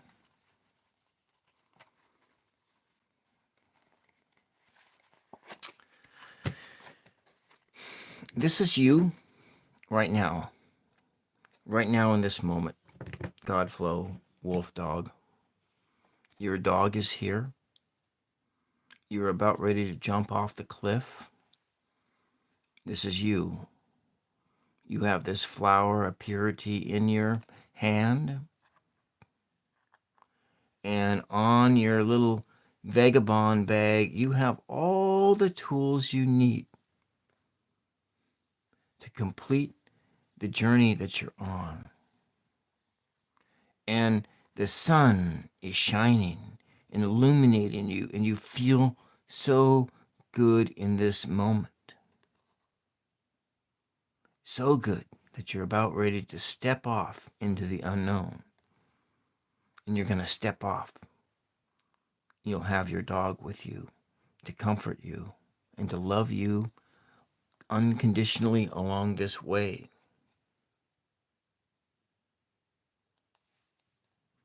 And Wolf Dog, what we're going to do is we're going to find out where you are at right now in this journey.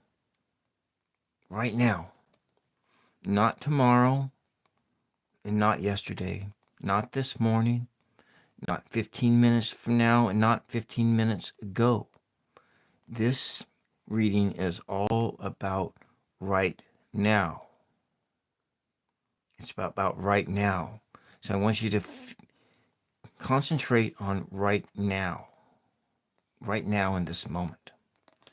And I'm going to shuffle these cards up, and you're going to tell me when to stop shuffling. And I'm going to just sort of mix them up here, around here. And we're going to find out where you are at. And I'm going to mix and mix and mix. And why don't you wait until I finish this reading for Wolf Dog here. So you tell me when to stop mixing. Oh, stop. Okay. All right, we're going to stop.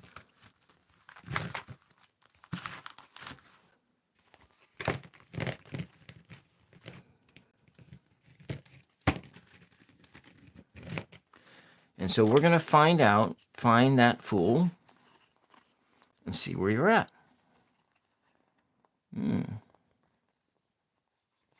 Interesting. So in this journey, you've got turned upside down, which is okay. It's still you. You're upside down.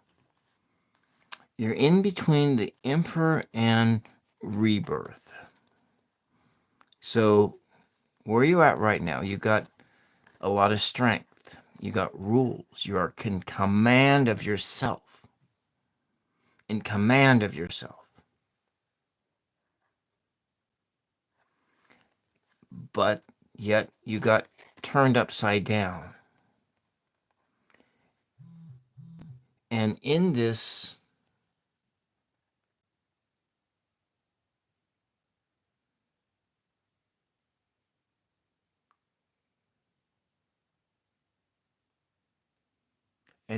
place,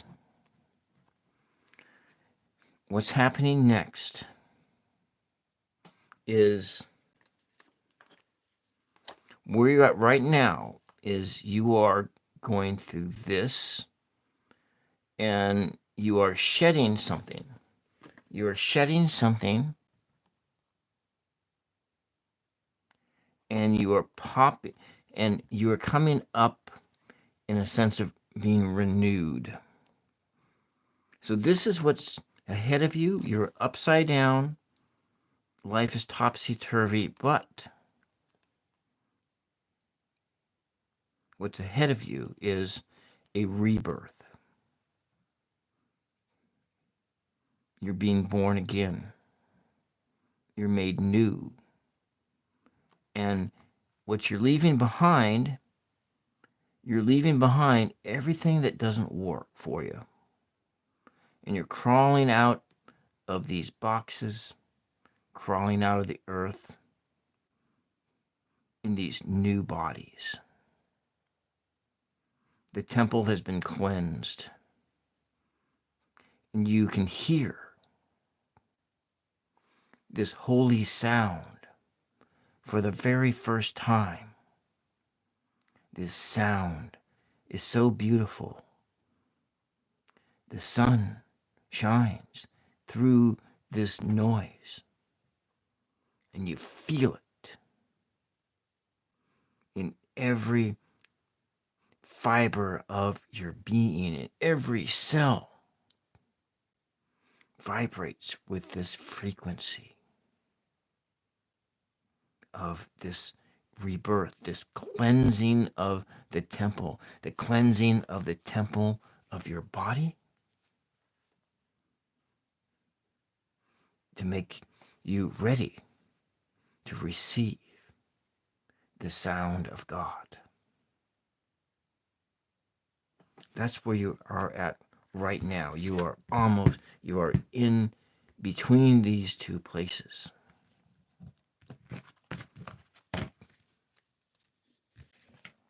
All right. Now,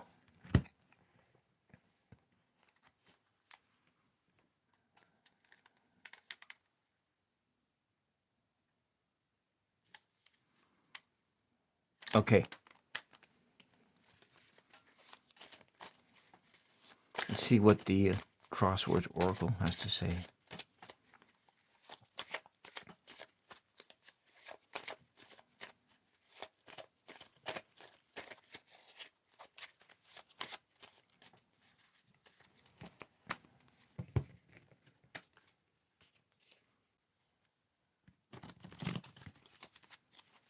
You are repenting daily?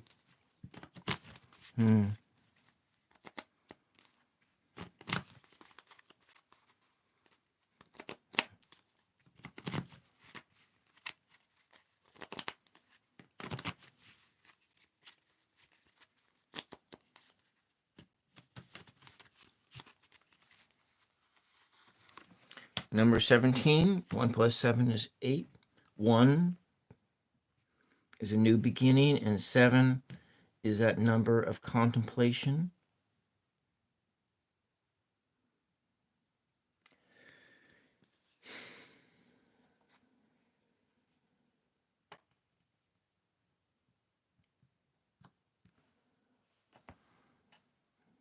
You're standing in front of a mountain. You can be on the mountain, or the mountain is in your path. You're walking up a mountain. You're walking up a mountain road. In that road, there's a fork. You can go this way, or you can go that way. A fork in the road.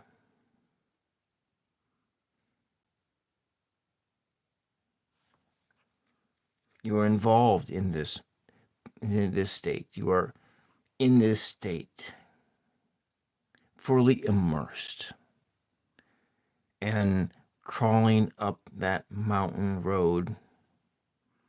But you need to find out for yourself which fork in the road to go.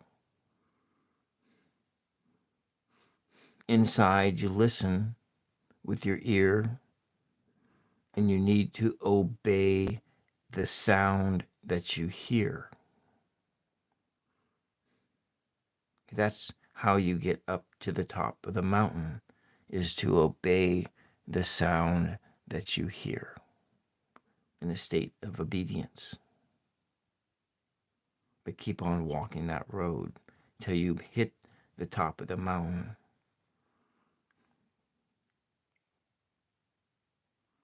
But you got to make that decision, that fork,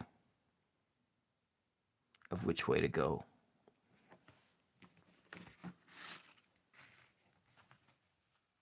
Okay, let's just see.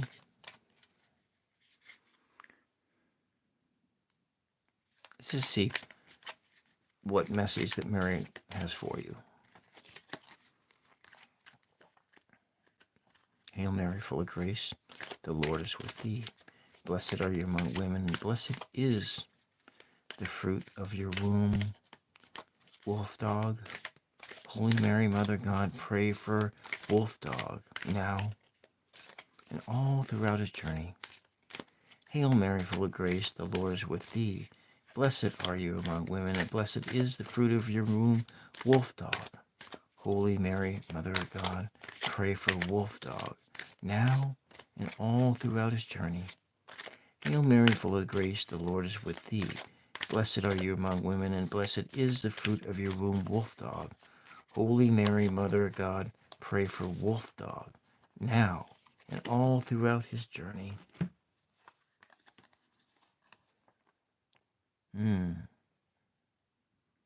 This is the image that comes to mind.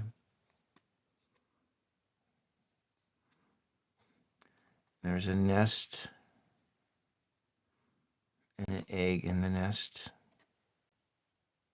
It is about ready to hatch. And you are serenely waiting. Your heart is big. It is open, though you have a cloak on that partially shrouds your heart.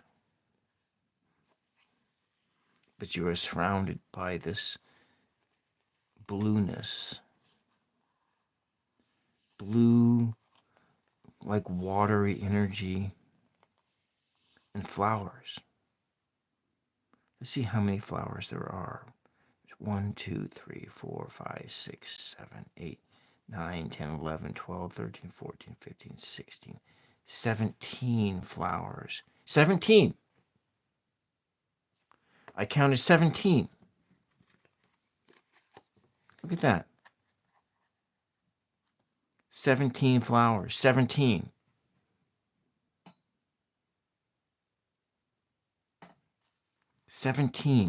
So that's the number 1717. So the number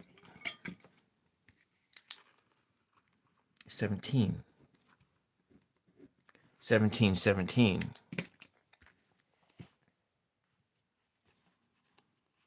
Or 88.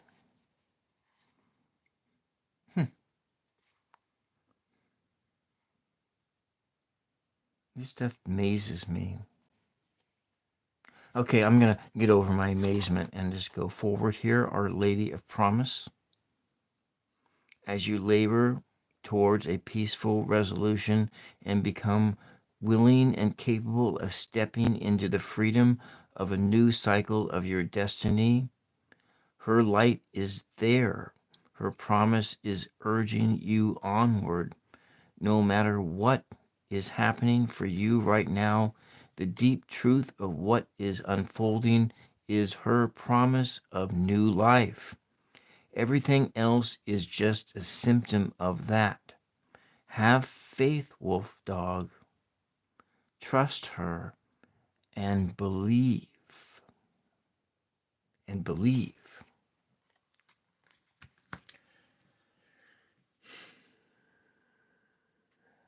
Let's go look up angel number 1717.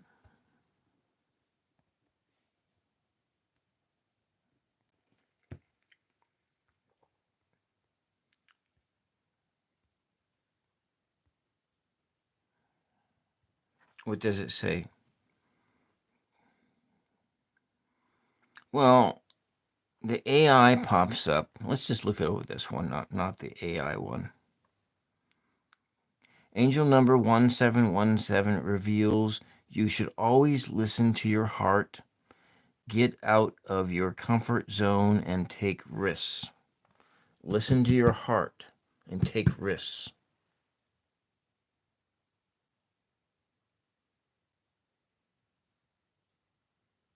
Okay. What else have we got here?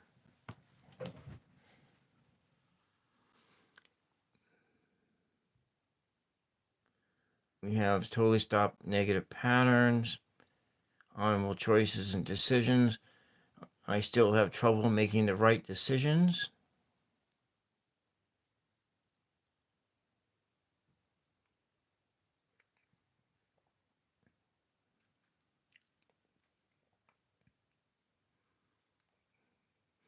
Is Luenda Queen, is still here? Is Luenda Queen still here? Is Luenda Queen still here? If you are, you'll be my last for today. I'm popping up. You are here. Okay. Okay.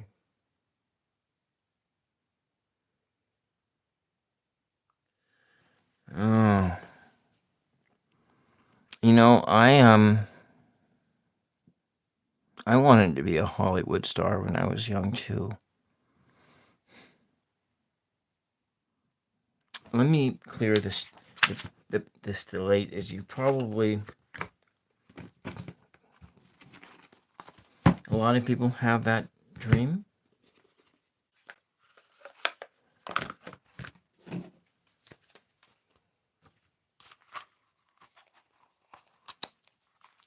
You're welcome.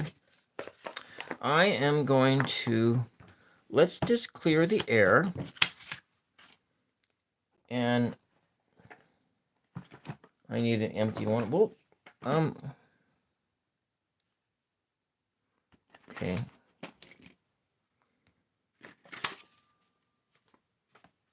All right. You want to be a civil servant. But Lee, haven't I read for you on that same thing before?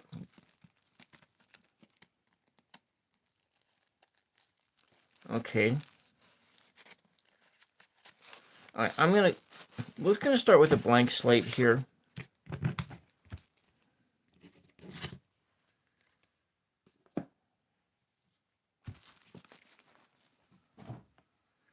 And let's clear the air.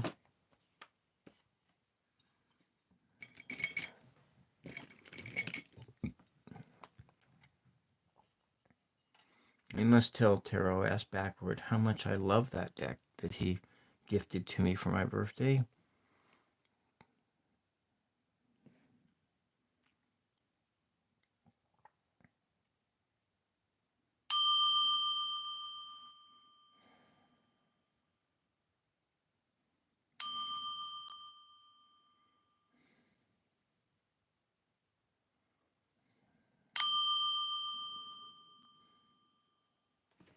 Okay. We're going to ask the question in the positive sense, the most positive sense possible. And I'm going to write this down for you. I know that if I, I don't know anything about this.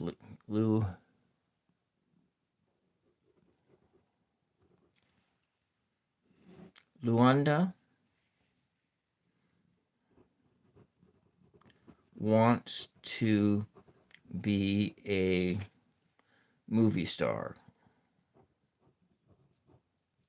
a Hollywood actor.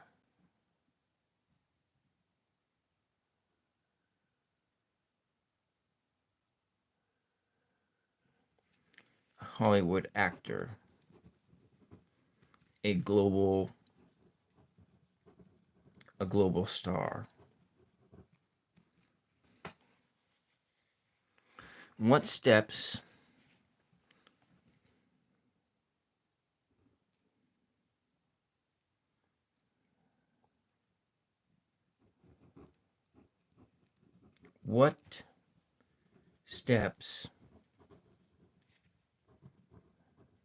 does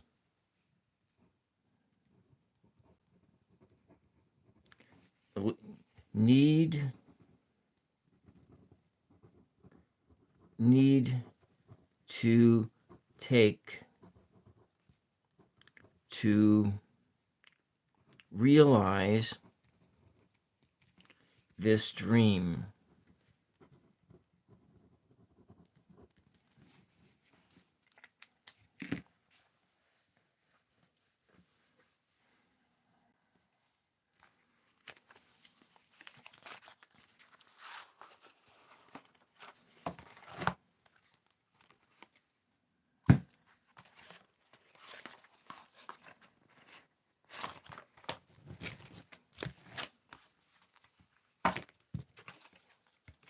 Okay. We'll do a 3-card spread on you.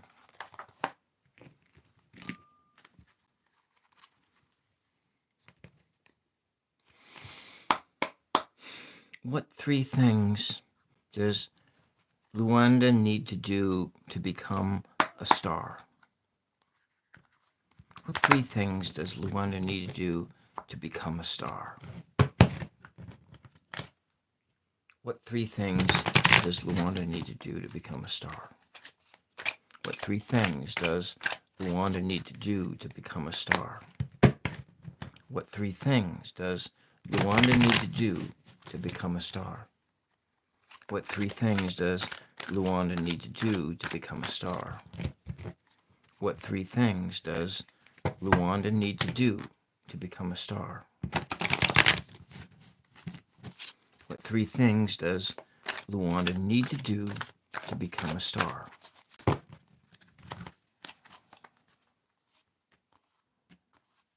Oh, one of my lights just burned out.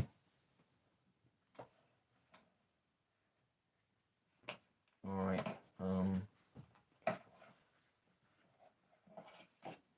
I'm going to do this. It means I don't have much time left before the other one burns out. And this one's charged up.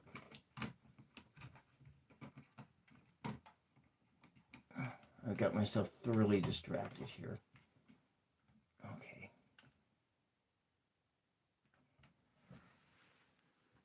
Okay. All right. Let's just see. Let's see what the tarot is going to say about what 3 things you need to do in order to become a star.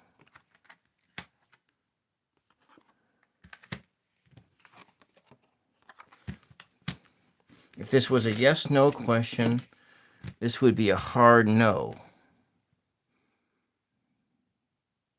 That you wouldn't be becoming a star.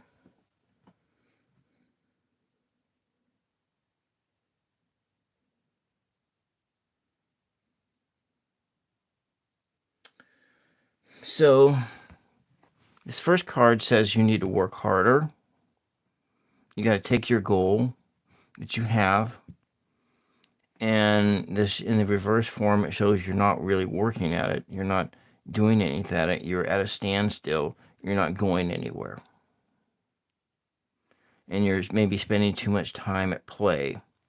So in the first step is you got to work really, really hard.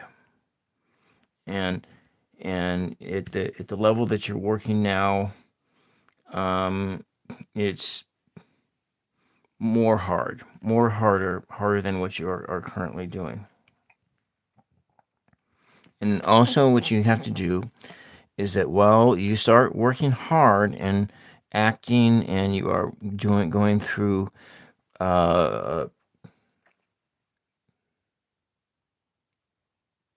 auditions, you're auditioning, you're working on your skills, you're working on your acting skills, you're working on your vocal techniques, you're learning how to sing, you're learning how to dance. You're doing all of these things. Dancing, you're singing, you are being able to work on your vocal technique so that when you sing, that it sounds good to people's ears. And so there are all these skills that you are learning, and you're working hard to do those things. And while you are working hard,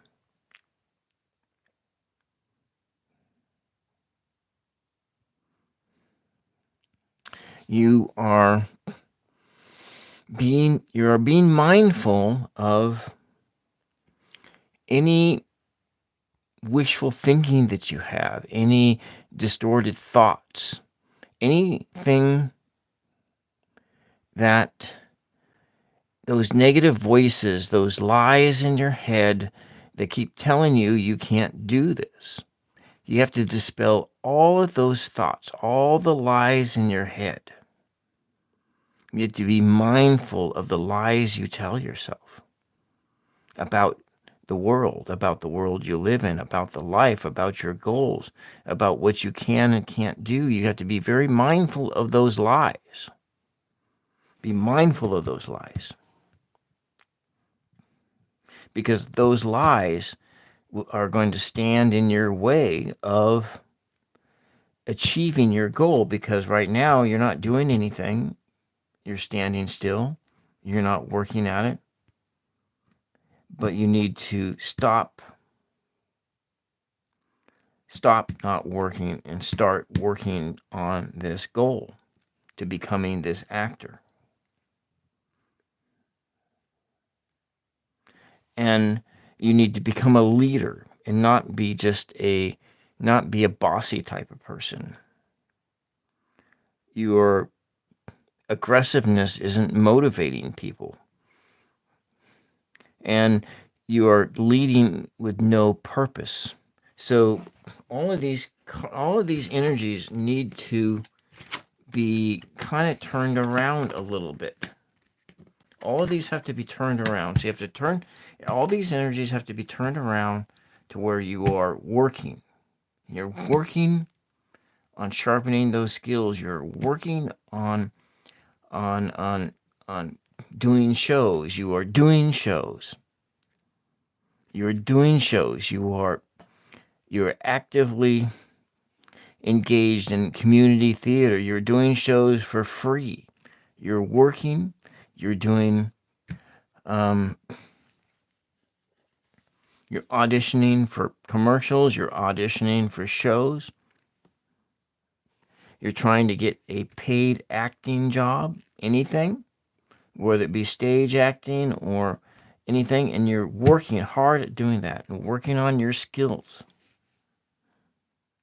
And then over here, when we turn this state around of working on your lies, you have to always be mindful of the lies in your head, the lies that you are telling yourself, the anxiety, the fear, and the lies. And you always have to be mindful that these things are present in your life and they are distorting your reality.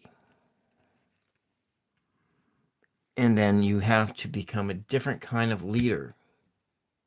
A different kind of leader. You have to be a leader who leads with intention. You are ambitious. And you have to have a purpose in what it is that you're seeking to do.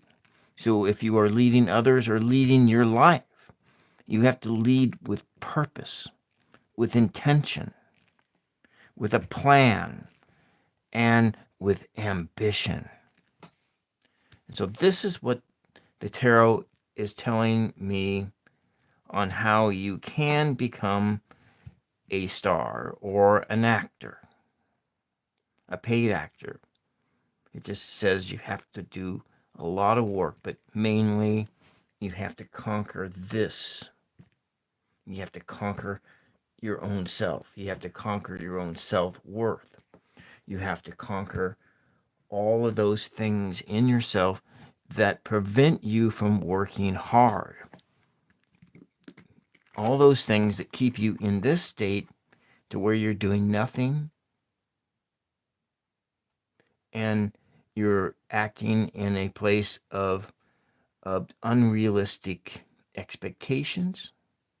And you take, and it's all governed by this sense of the lies, those lies that you tell yourself. And you take this and you move it into this position and you begin working hard. And it doesn't mean you're going to be successful, but you still have to work hard at it. All right, that's all I got for you.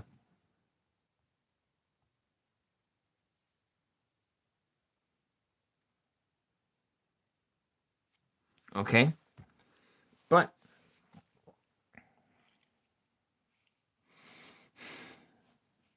so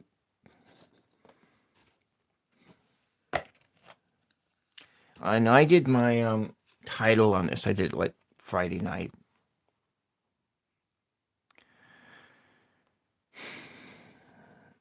The title on this video, Foundation of Lies.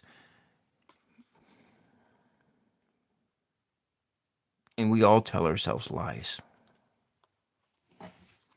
In one of the past, these cards were not pulled at random. These are cards I pulled out of the deck. They add up to the number 4. The number 4 is foundations. And to gain some strong foundations, this is what those lies can do to you. Over here is the dawn. A new day is dawning. But these lies, they are keeping you down on the ground.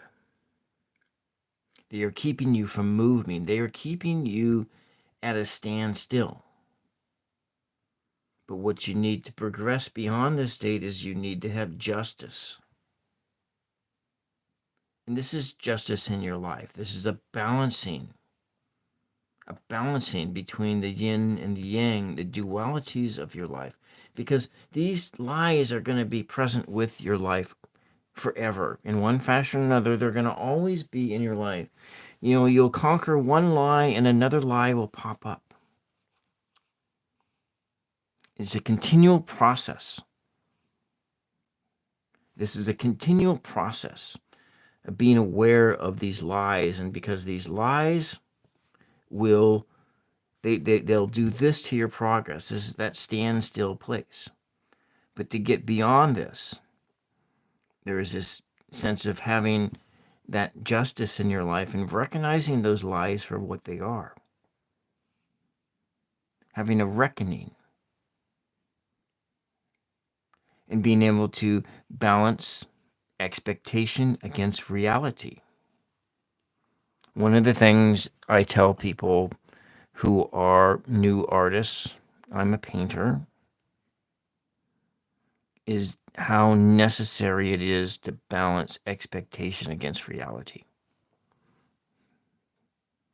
And when you are a artist and a painter or whatever you're doing, you will have a vision in your mind of what you want to do. Okay, and I studied writing. I'm a poet writer, and I started poet writing in the late 80s, and I wrote. It took me 20 years of writing, often daily, to come to a place that where the majority of the stuff that I wrote was okay.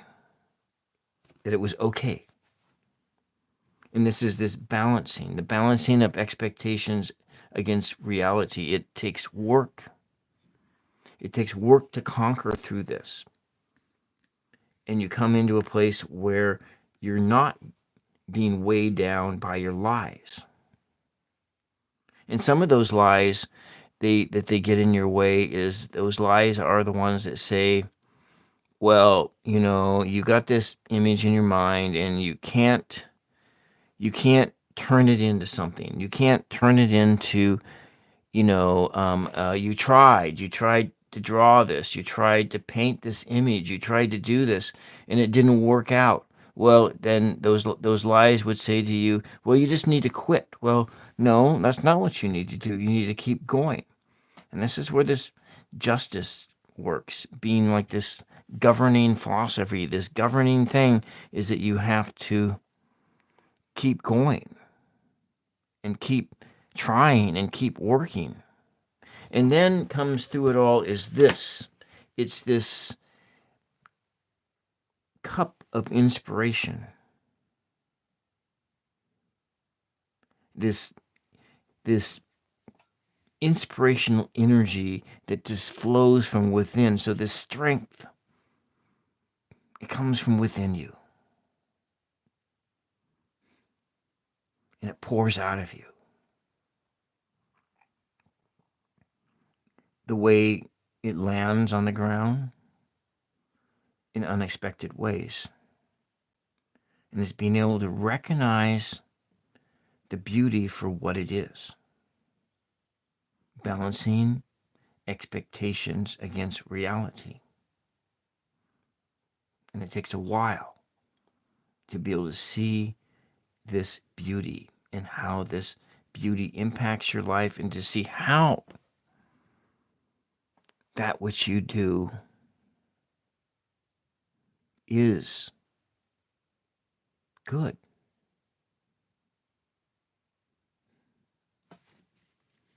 Okay, that's all I got for you.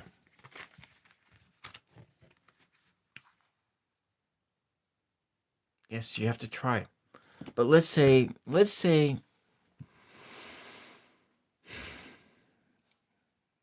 I wanted to be a Hollywood actor. Now, I had a boss when I worked at a casino, and he wanted to be a Hollywood actor. He went down to Hollywood. I think he's like 60. He's almost 70 years old now. And he worked as a waiter. He worked as a waiter in Santa Barbara.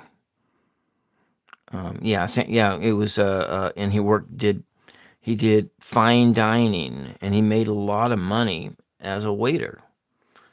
And he went into Hollywood, and he did auditions.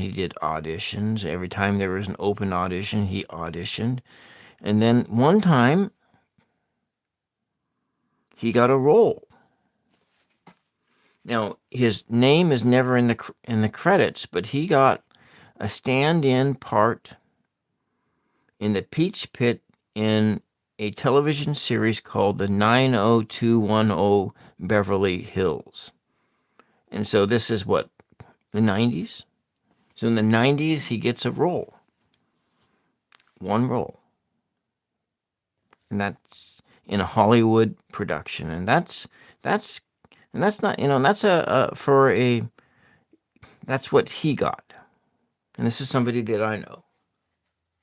And yes, that was just audition after audition after audition. And work. And sometimes, you see most of those Hollywood actors who are stars, their parents were Hollywood actors and stars. And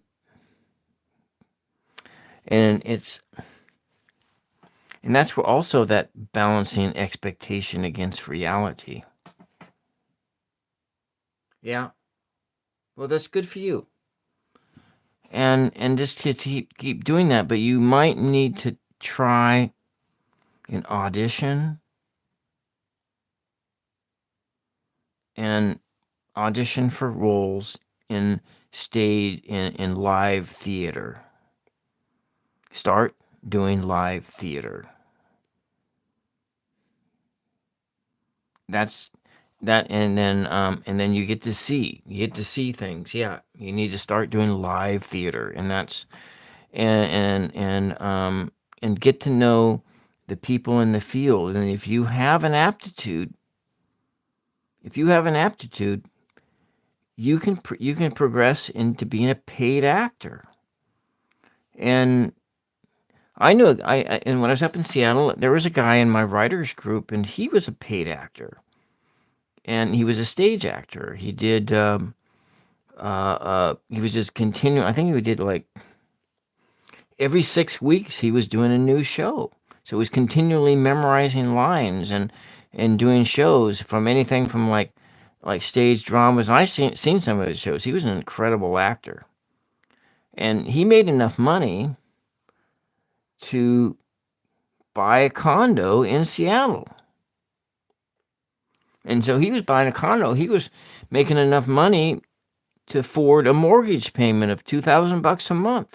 And this was like 15 years ago. So it's possible. And so he was lucky. And so he had other skills. He played the harmonica. He was a good harmonica player. They have with your musical talents and everything else. But it's possible to make a living as an actor, but you may not be a Hollywood actor. You just may be a paid professional actor in the region that you live in. You may not ever go on do a movie, but you may. But what this other guy did, what he also did is he did, at that time they did. He was voice acting. He was doing voice acting and all kinds of stuff. Now they have AI doing all that kind of crap, which is, I wish they wouldn't be doing that. But there's voice acting. There's radio. There's all kinds of possibilities out there. But you got to start by working. You can't be at a standstill. And you got to start someplace. And this is you. This is your dream, and you got to turn that dream into something. All right. I will do one more, Lee, and then I gotta go to bed because I'm getting up on 3 hours.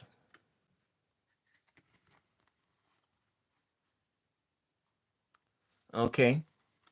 Well, all right. Well, why don't you start?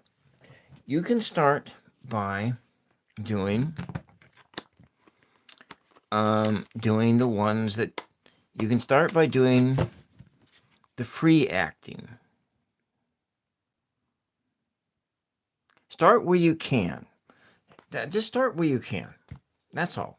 And don't get frustrated by that. Don't get frustrated by these things because that's also what those cards showed is that you are getting bound up by your own lies. And so you need to, it's also that balancing expectation against reality. You just got to really remember that and just think of that sense.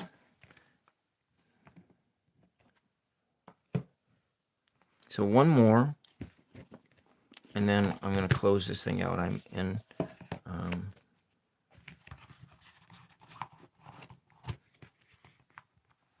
You're welcome. You're welcome.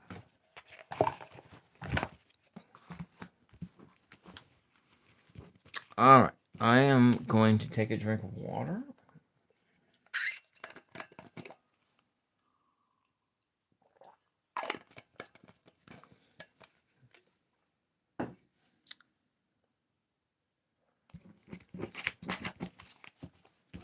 Okay, we're done here, and we go to the next one. I'm going to clear the air, and then this next one is the last one.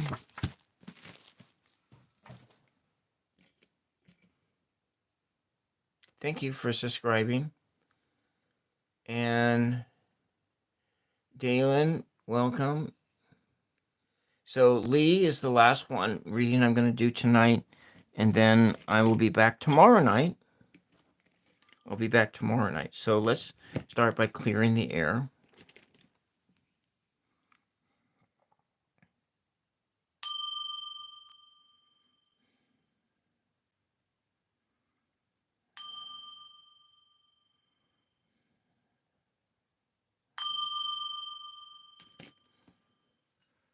All right.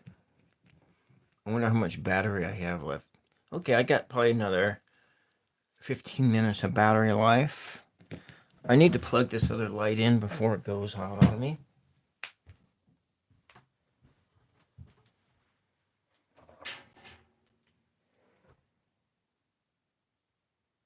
It's going to go soon too.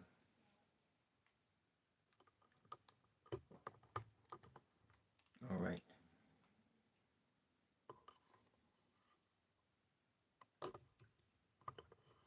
Here we are. Stay. Oh boy.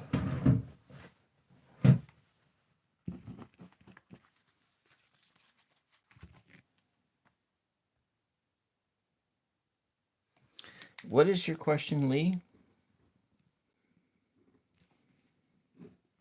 Is it a general?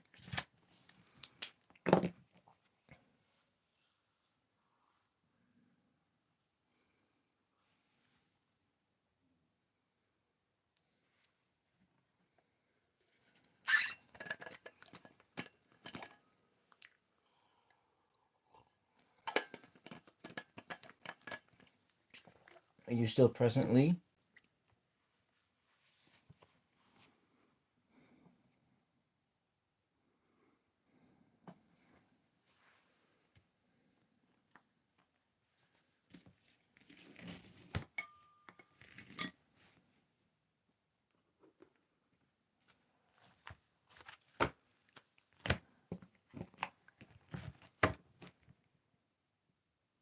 Okay, you want to be a civil servant. All right. So, what is the holdup?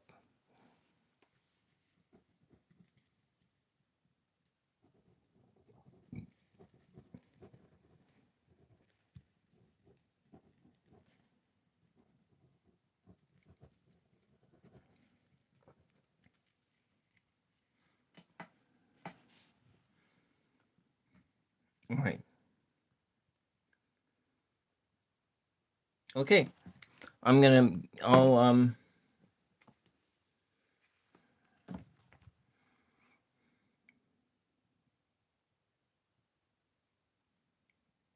do you want me to write, do you want this as a yes, no question with an explanation?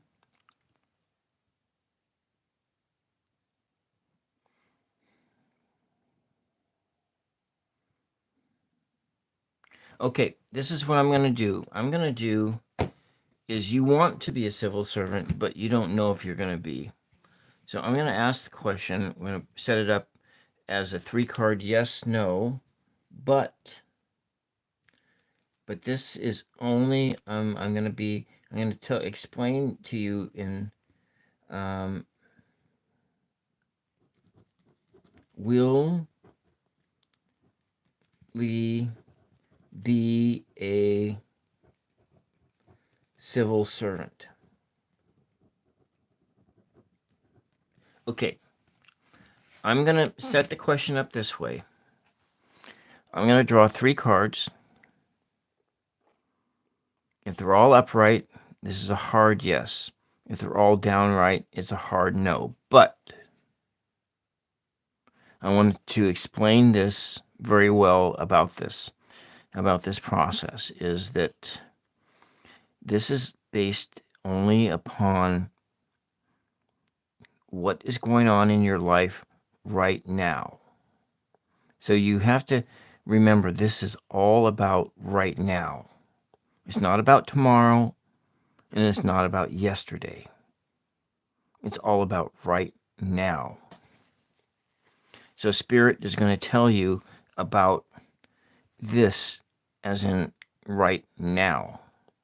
And so if Spirit says no, it doesn't mean that it's a no, that it's going to be no tomorrow or next week, because you can make a change in going in this direction. So you want to be a civil servant. And we're going to ask that question, is a Spirit, if you're going to be a servant, and that's based upon the energy of right now. And so I want to just reiterate this. This is all about right now. And so if it gives you an answer that you don't like, just to remember that this is about the energy of right now. And let's try to figure out why. So but it may, but I want to, we're going to explore this issue. Okay? You just want to have a good life. All right. So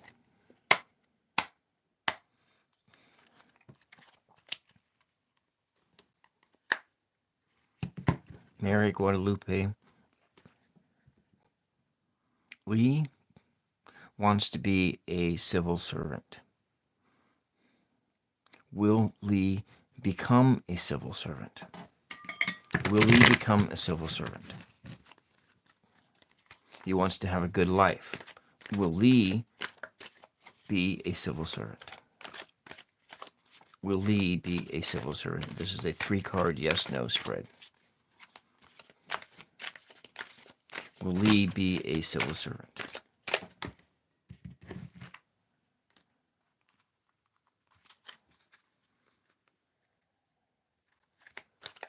Welcome, Carrie Ann. Oh. All right. Okay. Let's see what they say.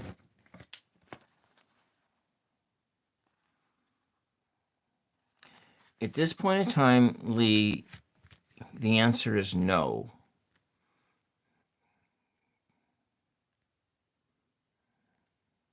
The answer is to the civil servant question is no. But this is why it's no.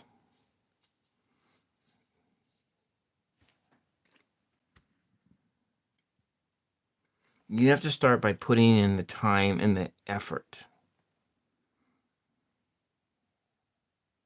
But there's a sense that you're losing momentum in your work towards becoming a civil servant, and you're kind of not you don't have your mind on the goal, and you're kind of moving in the opposite direction. So there's a sense of being obstructed. Your efforts are not going in the right direction. They're losing momentum. And so there's a loss of that. And so there's some delays. And then I get a sense that maybe you're easily bored.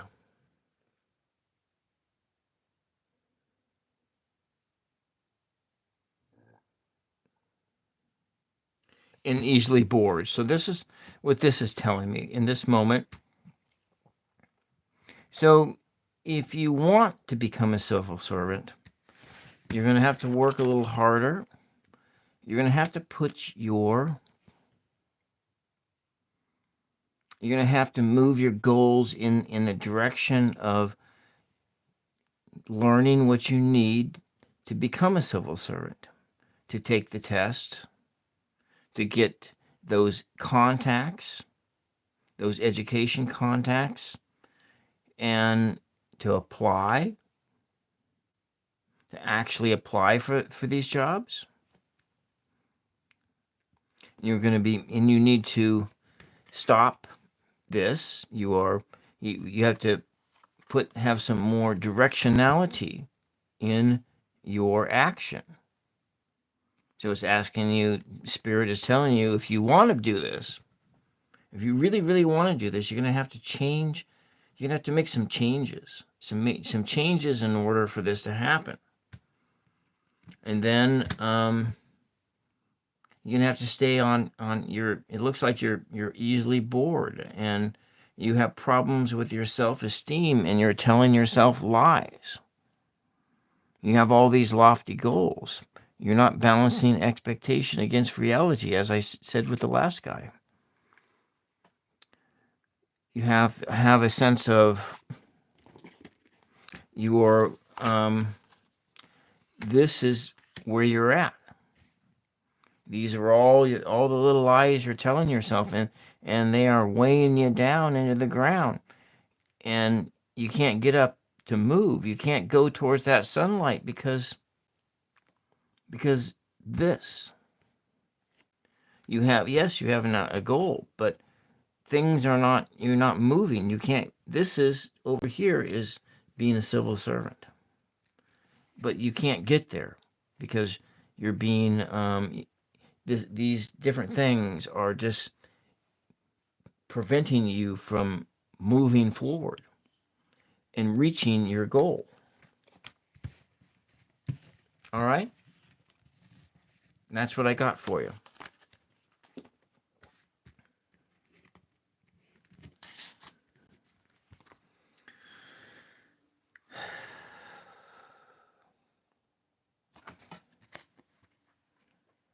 Why don't you come back another time, Lee, and ask the question again?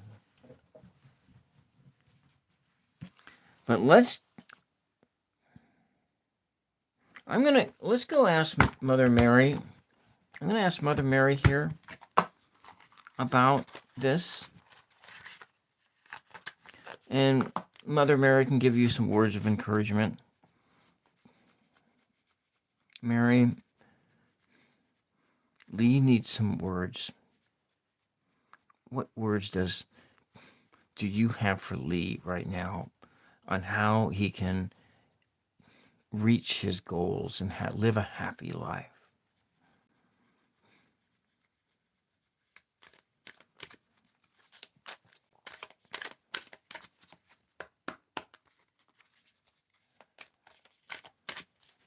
Mary, full of grace, the Lord is with thee. Blessed are you among women, and blessed is the fruit of your womb, Jesus. Holy Mary, Mother of God, pray for Lee now and all throughout Lee's journey. Hail Mary, full of grace, the Lord is with thee. Blessed are you among women, and blessed is the fruit of your womb, Lee. Holy Mary, Mother of God, pray for Lee now and all throughout Lee's journey. Hail Mary, full of grace, the Lord is with thee. Blessed art thou among women, and blessed is the fruit of your womb, Lee. Holy Mary, Mother of God, pray for Lee now and all throughout his journey.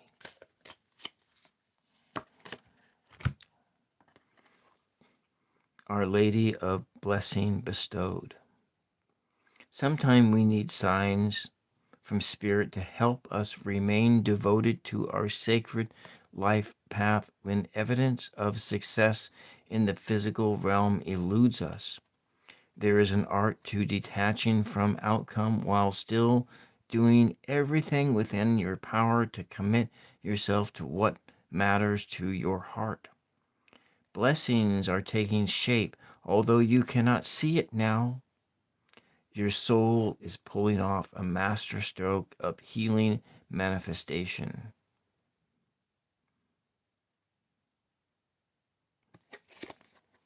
And this is it. This is the image. I feel like I pulled this card for you before, Lee. Have I pulled this card for you before, Lee, or was it somebody else?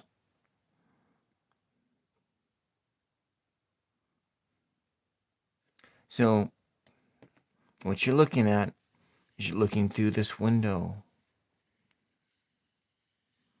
and Our Lady is blessing you in your house, inside your life,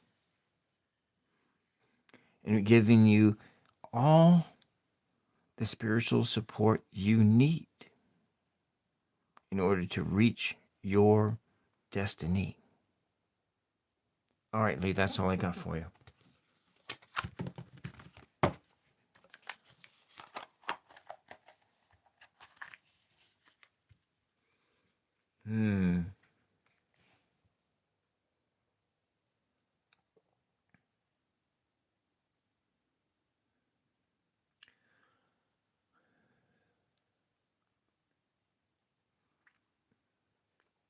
Hello, Carrie Ann. Jarwoodian, welcome. And, okay, Carrie Ann, welcome.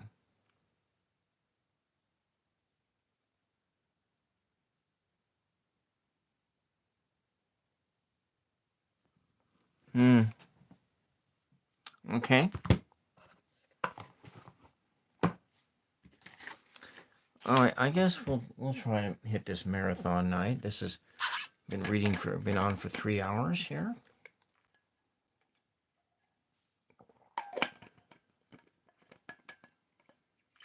Okay, let's clear the air. And so there's 2 left, and then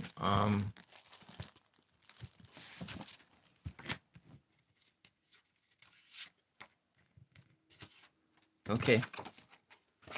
And then I really must go because it's like what? It's after 3 o'clock in the morning.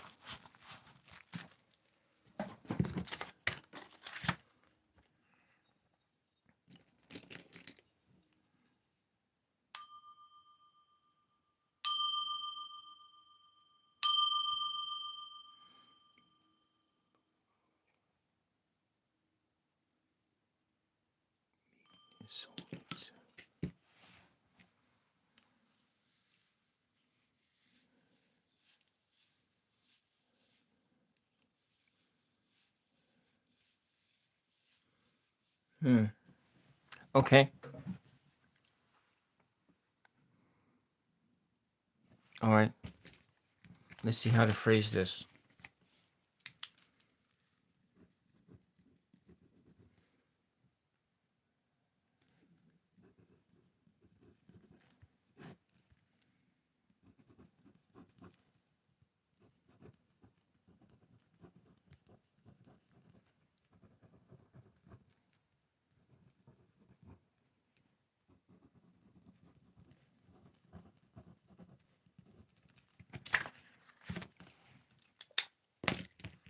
We're going to ask some yes/no questions here.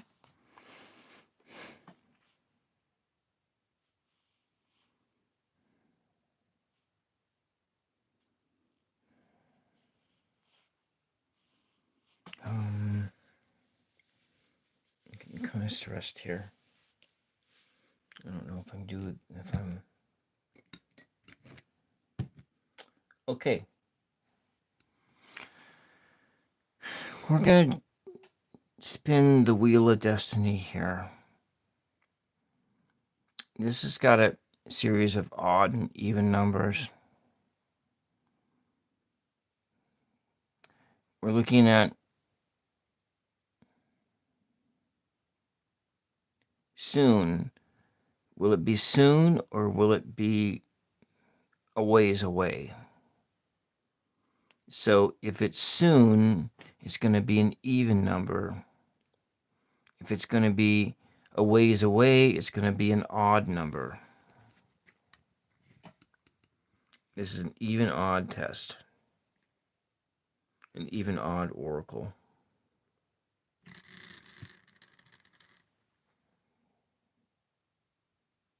So it's an odd number, so it's not going to be soon, so it's going to be a ways away.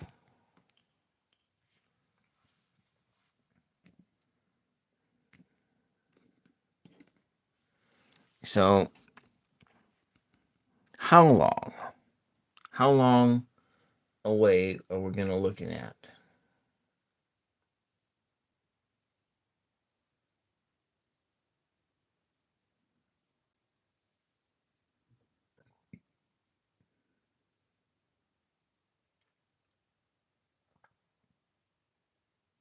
So will it be in months or years? So we're going to ask, so if it's years, it's yes. If it's so years away, like a year away, will it be will he meet in a year?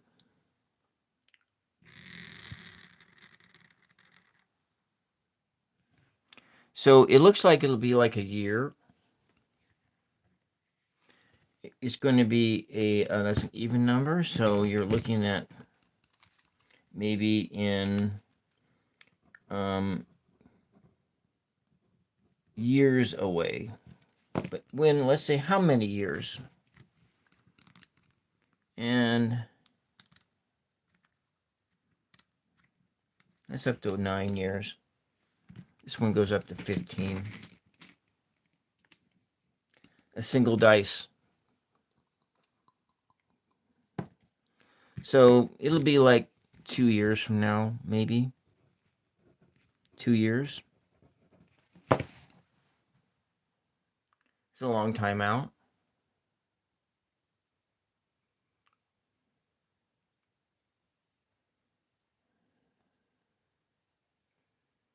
You think within months? Well, I didn't get months, but I got, it's not going to be months. It'll be like a few years.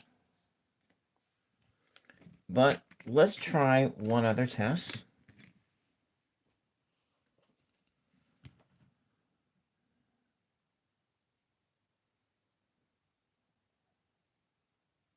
Okay. If it's in months, but it's in years. It said years. But that's according to today. You might meet somebody tomorrow, and then that person may or may not be your soulmate. So what do you mean by soulmate? Is it this person who is like,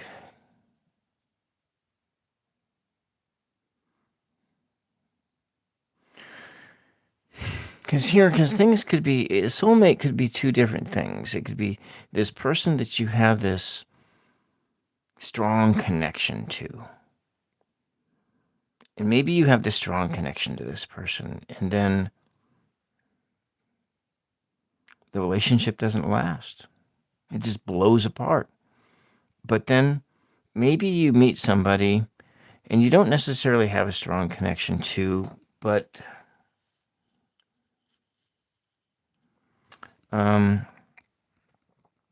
you work at it.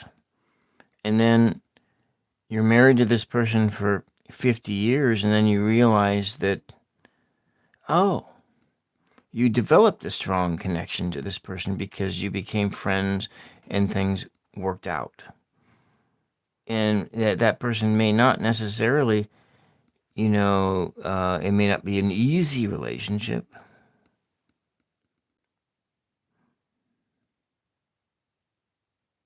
Does that make any sense?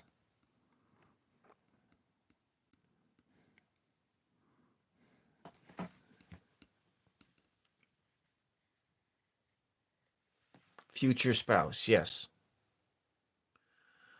Okay, I've been on. It is. Um,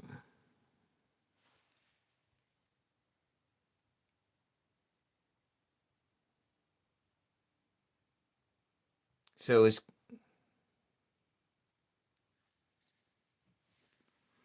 okay. One more. I said one more. Doing one more reading. Is Carrie Ann? Is Kelly Ann still here? Is Carrie Ann still here? Carrie Ann, are you still here?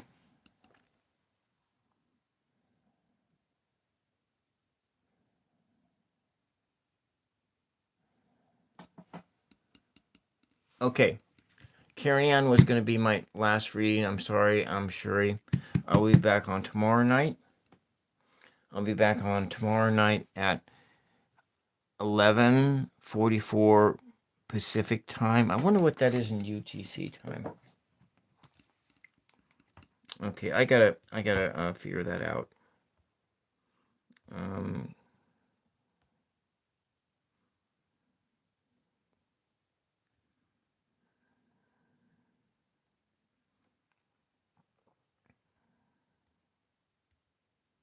oh, and hit it to me.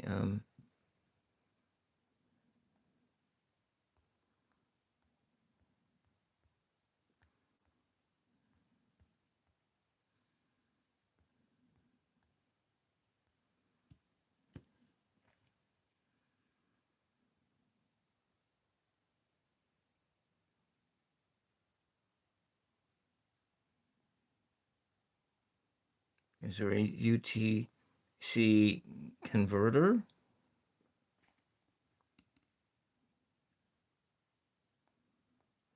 Um,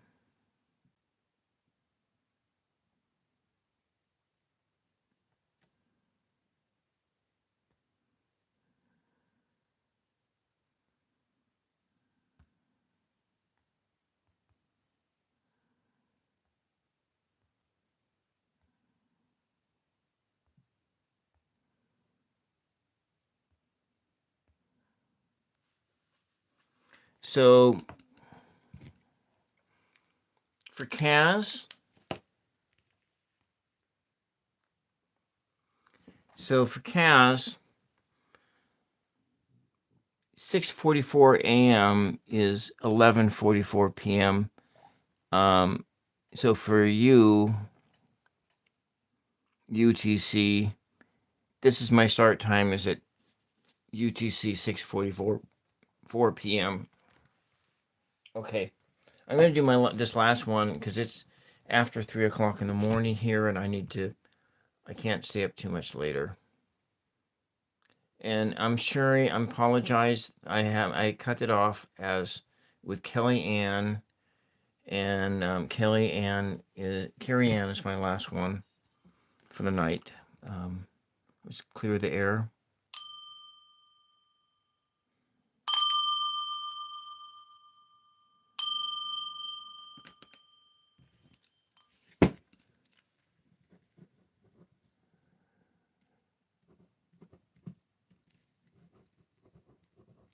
And she's asking about her ex-boyfriend, if she still has feelings.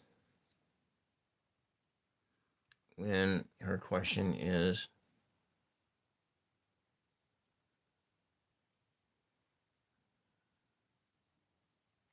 okay, so they've been separated 2 months. And reconciling.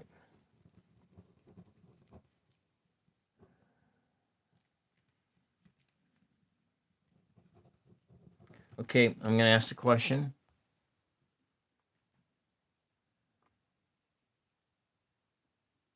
You've been out of sync. Oh, okay.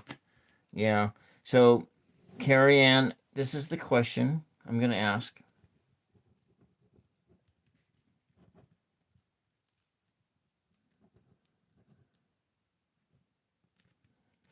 Will Carrie Ann reconcile with her ex? So, and we're doing a yes/no question. Will Carrie Ann reconcile with her ex? Will Carrie Ann reconcile with her ex? Will Carrie Ann get back together with her ex? It's 3-card yes/no. Will Carrie Ann reconcile with her ex? Will Carrie Ann reconcile with her ex? 3-card yes/no.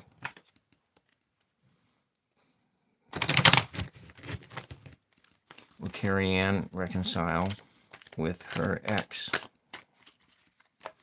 Will Carrie Ann reconcile with her ex?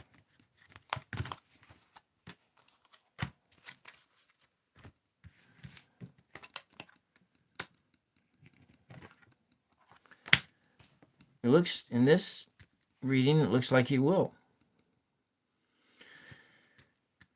But you have to first accept you're going to have to first, before you can do this, before this will happen, Carrie Ann, you need to, okay, that's not working. The first thing you're going to have to do is you're going to have to move on first. You're going to have to stop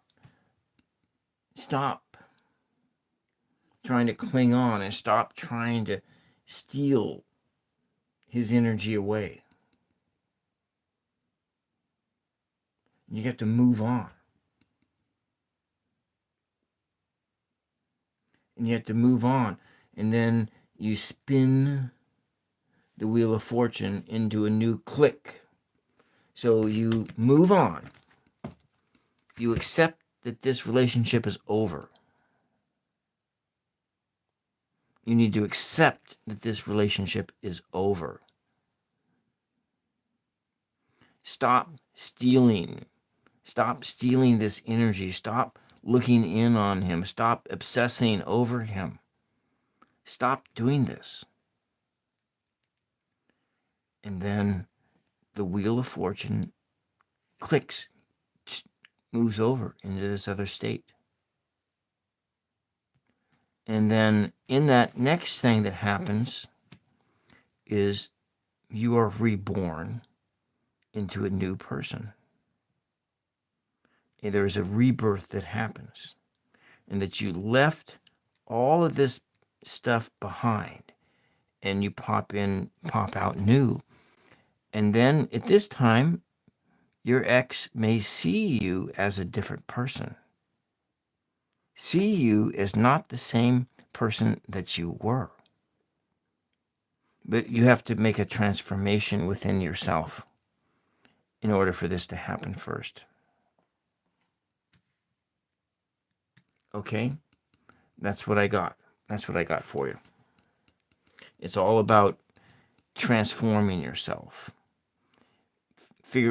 Find out why it is that you want to be with this guy, and why all those reasons why you need to let go of that. Let go of that and build a new foundation. Build a new foundation for your life. Click the Wheel of Fortune into a new mode, a new cycle, a change. And so we're looking at the energy that surrounds this yes. It's not a sure yes, but it's a yes only if you do these things. Is 35, it's 8. So it's about a 3, which is self-expression, a new expression of yourself. And 5, a change. 5, a change. So how can this happen is that you make a new expression of yourself. You have to be born again, and through that sense you manifest a new person, and together a new self-expression of yourself, a change, and that becomes a new manifestation, and that's that rebirth. Okay, Carrie Ann? Thank you for letting me read for you, and we will see you the next time. My other light just burned out, and I need to say goodnight. And let's do in this good night, I'm going to ask Mary, Mother, for a word for us all. For all of us here tonight. All of us here. Just a general word for all of us. A word of encouragement, a word of hope, a word of challenge.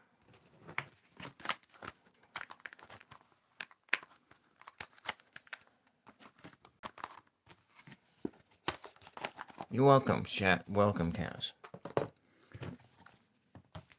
And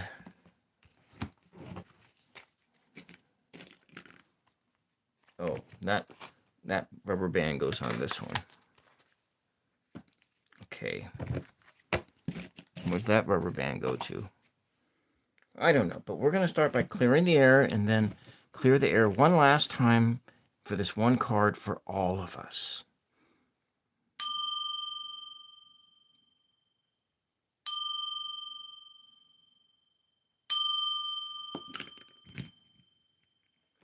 And this card is for all of us. This message is for all of us. Okay.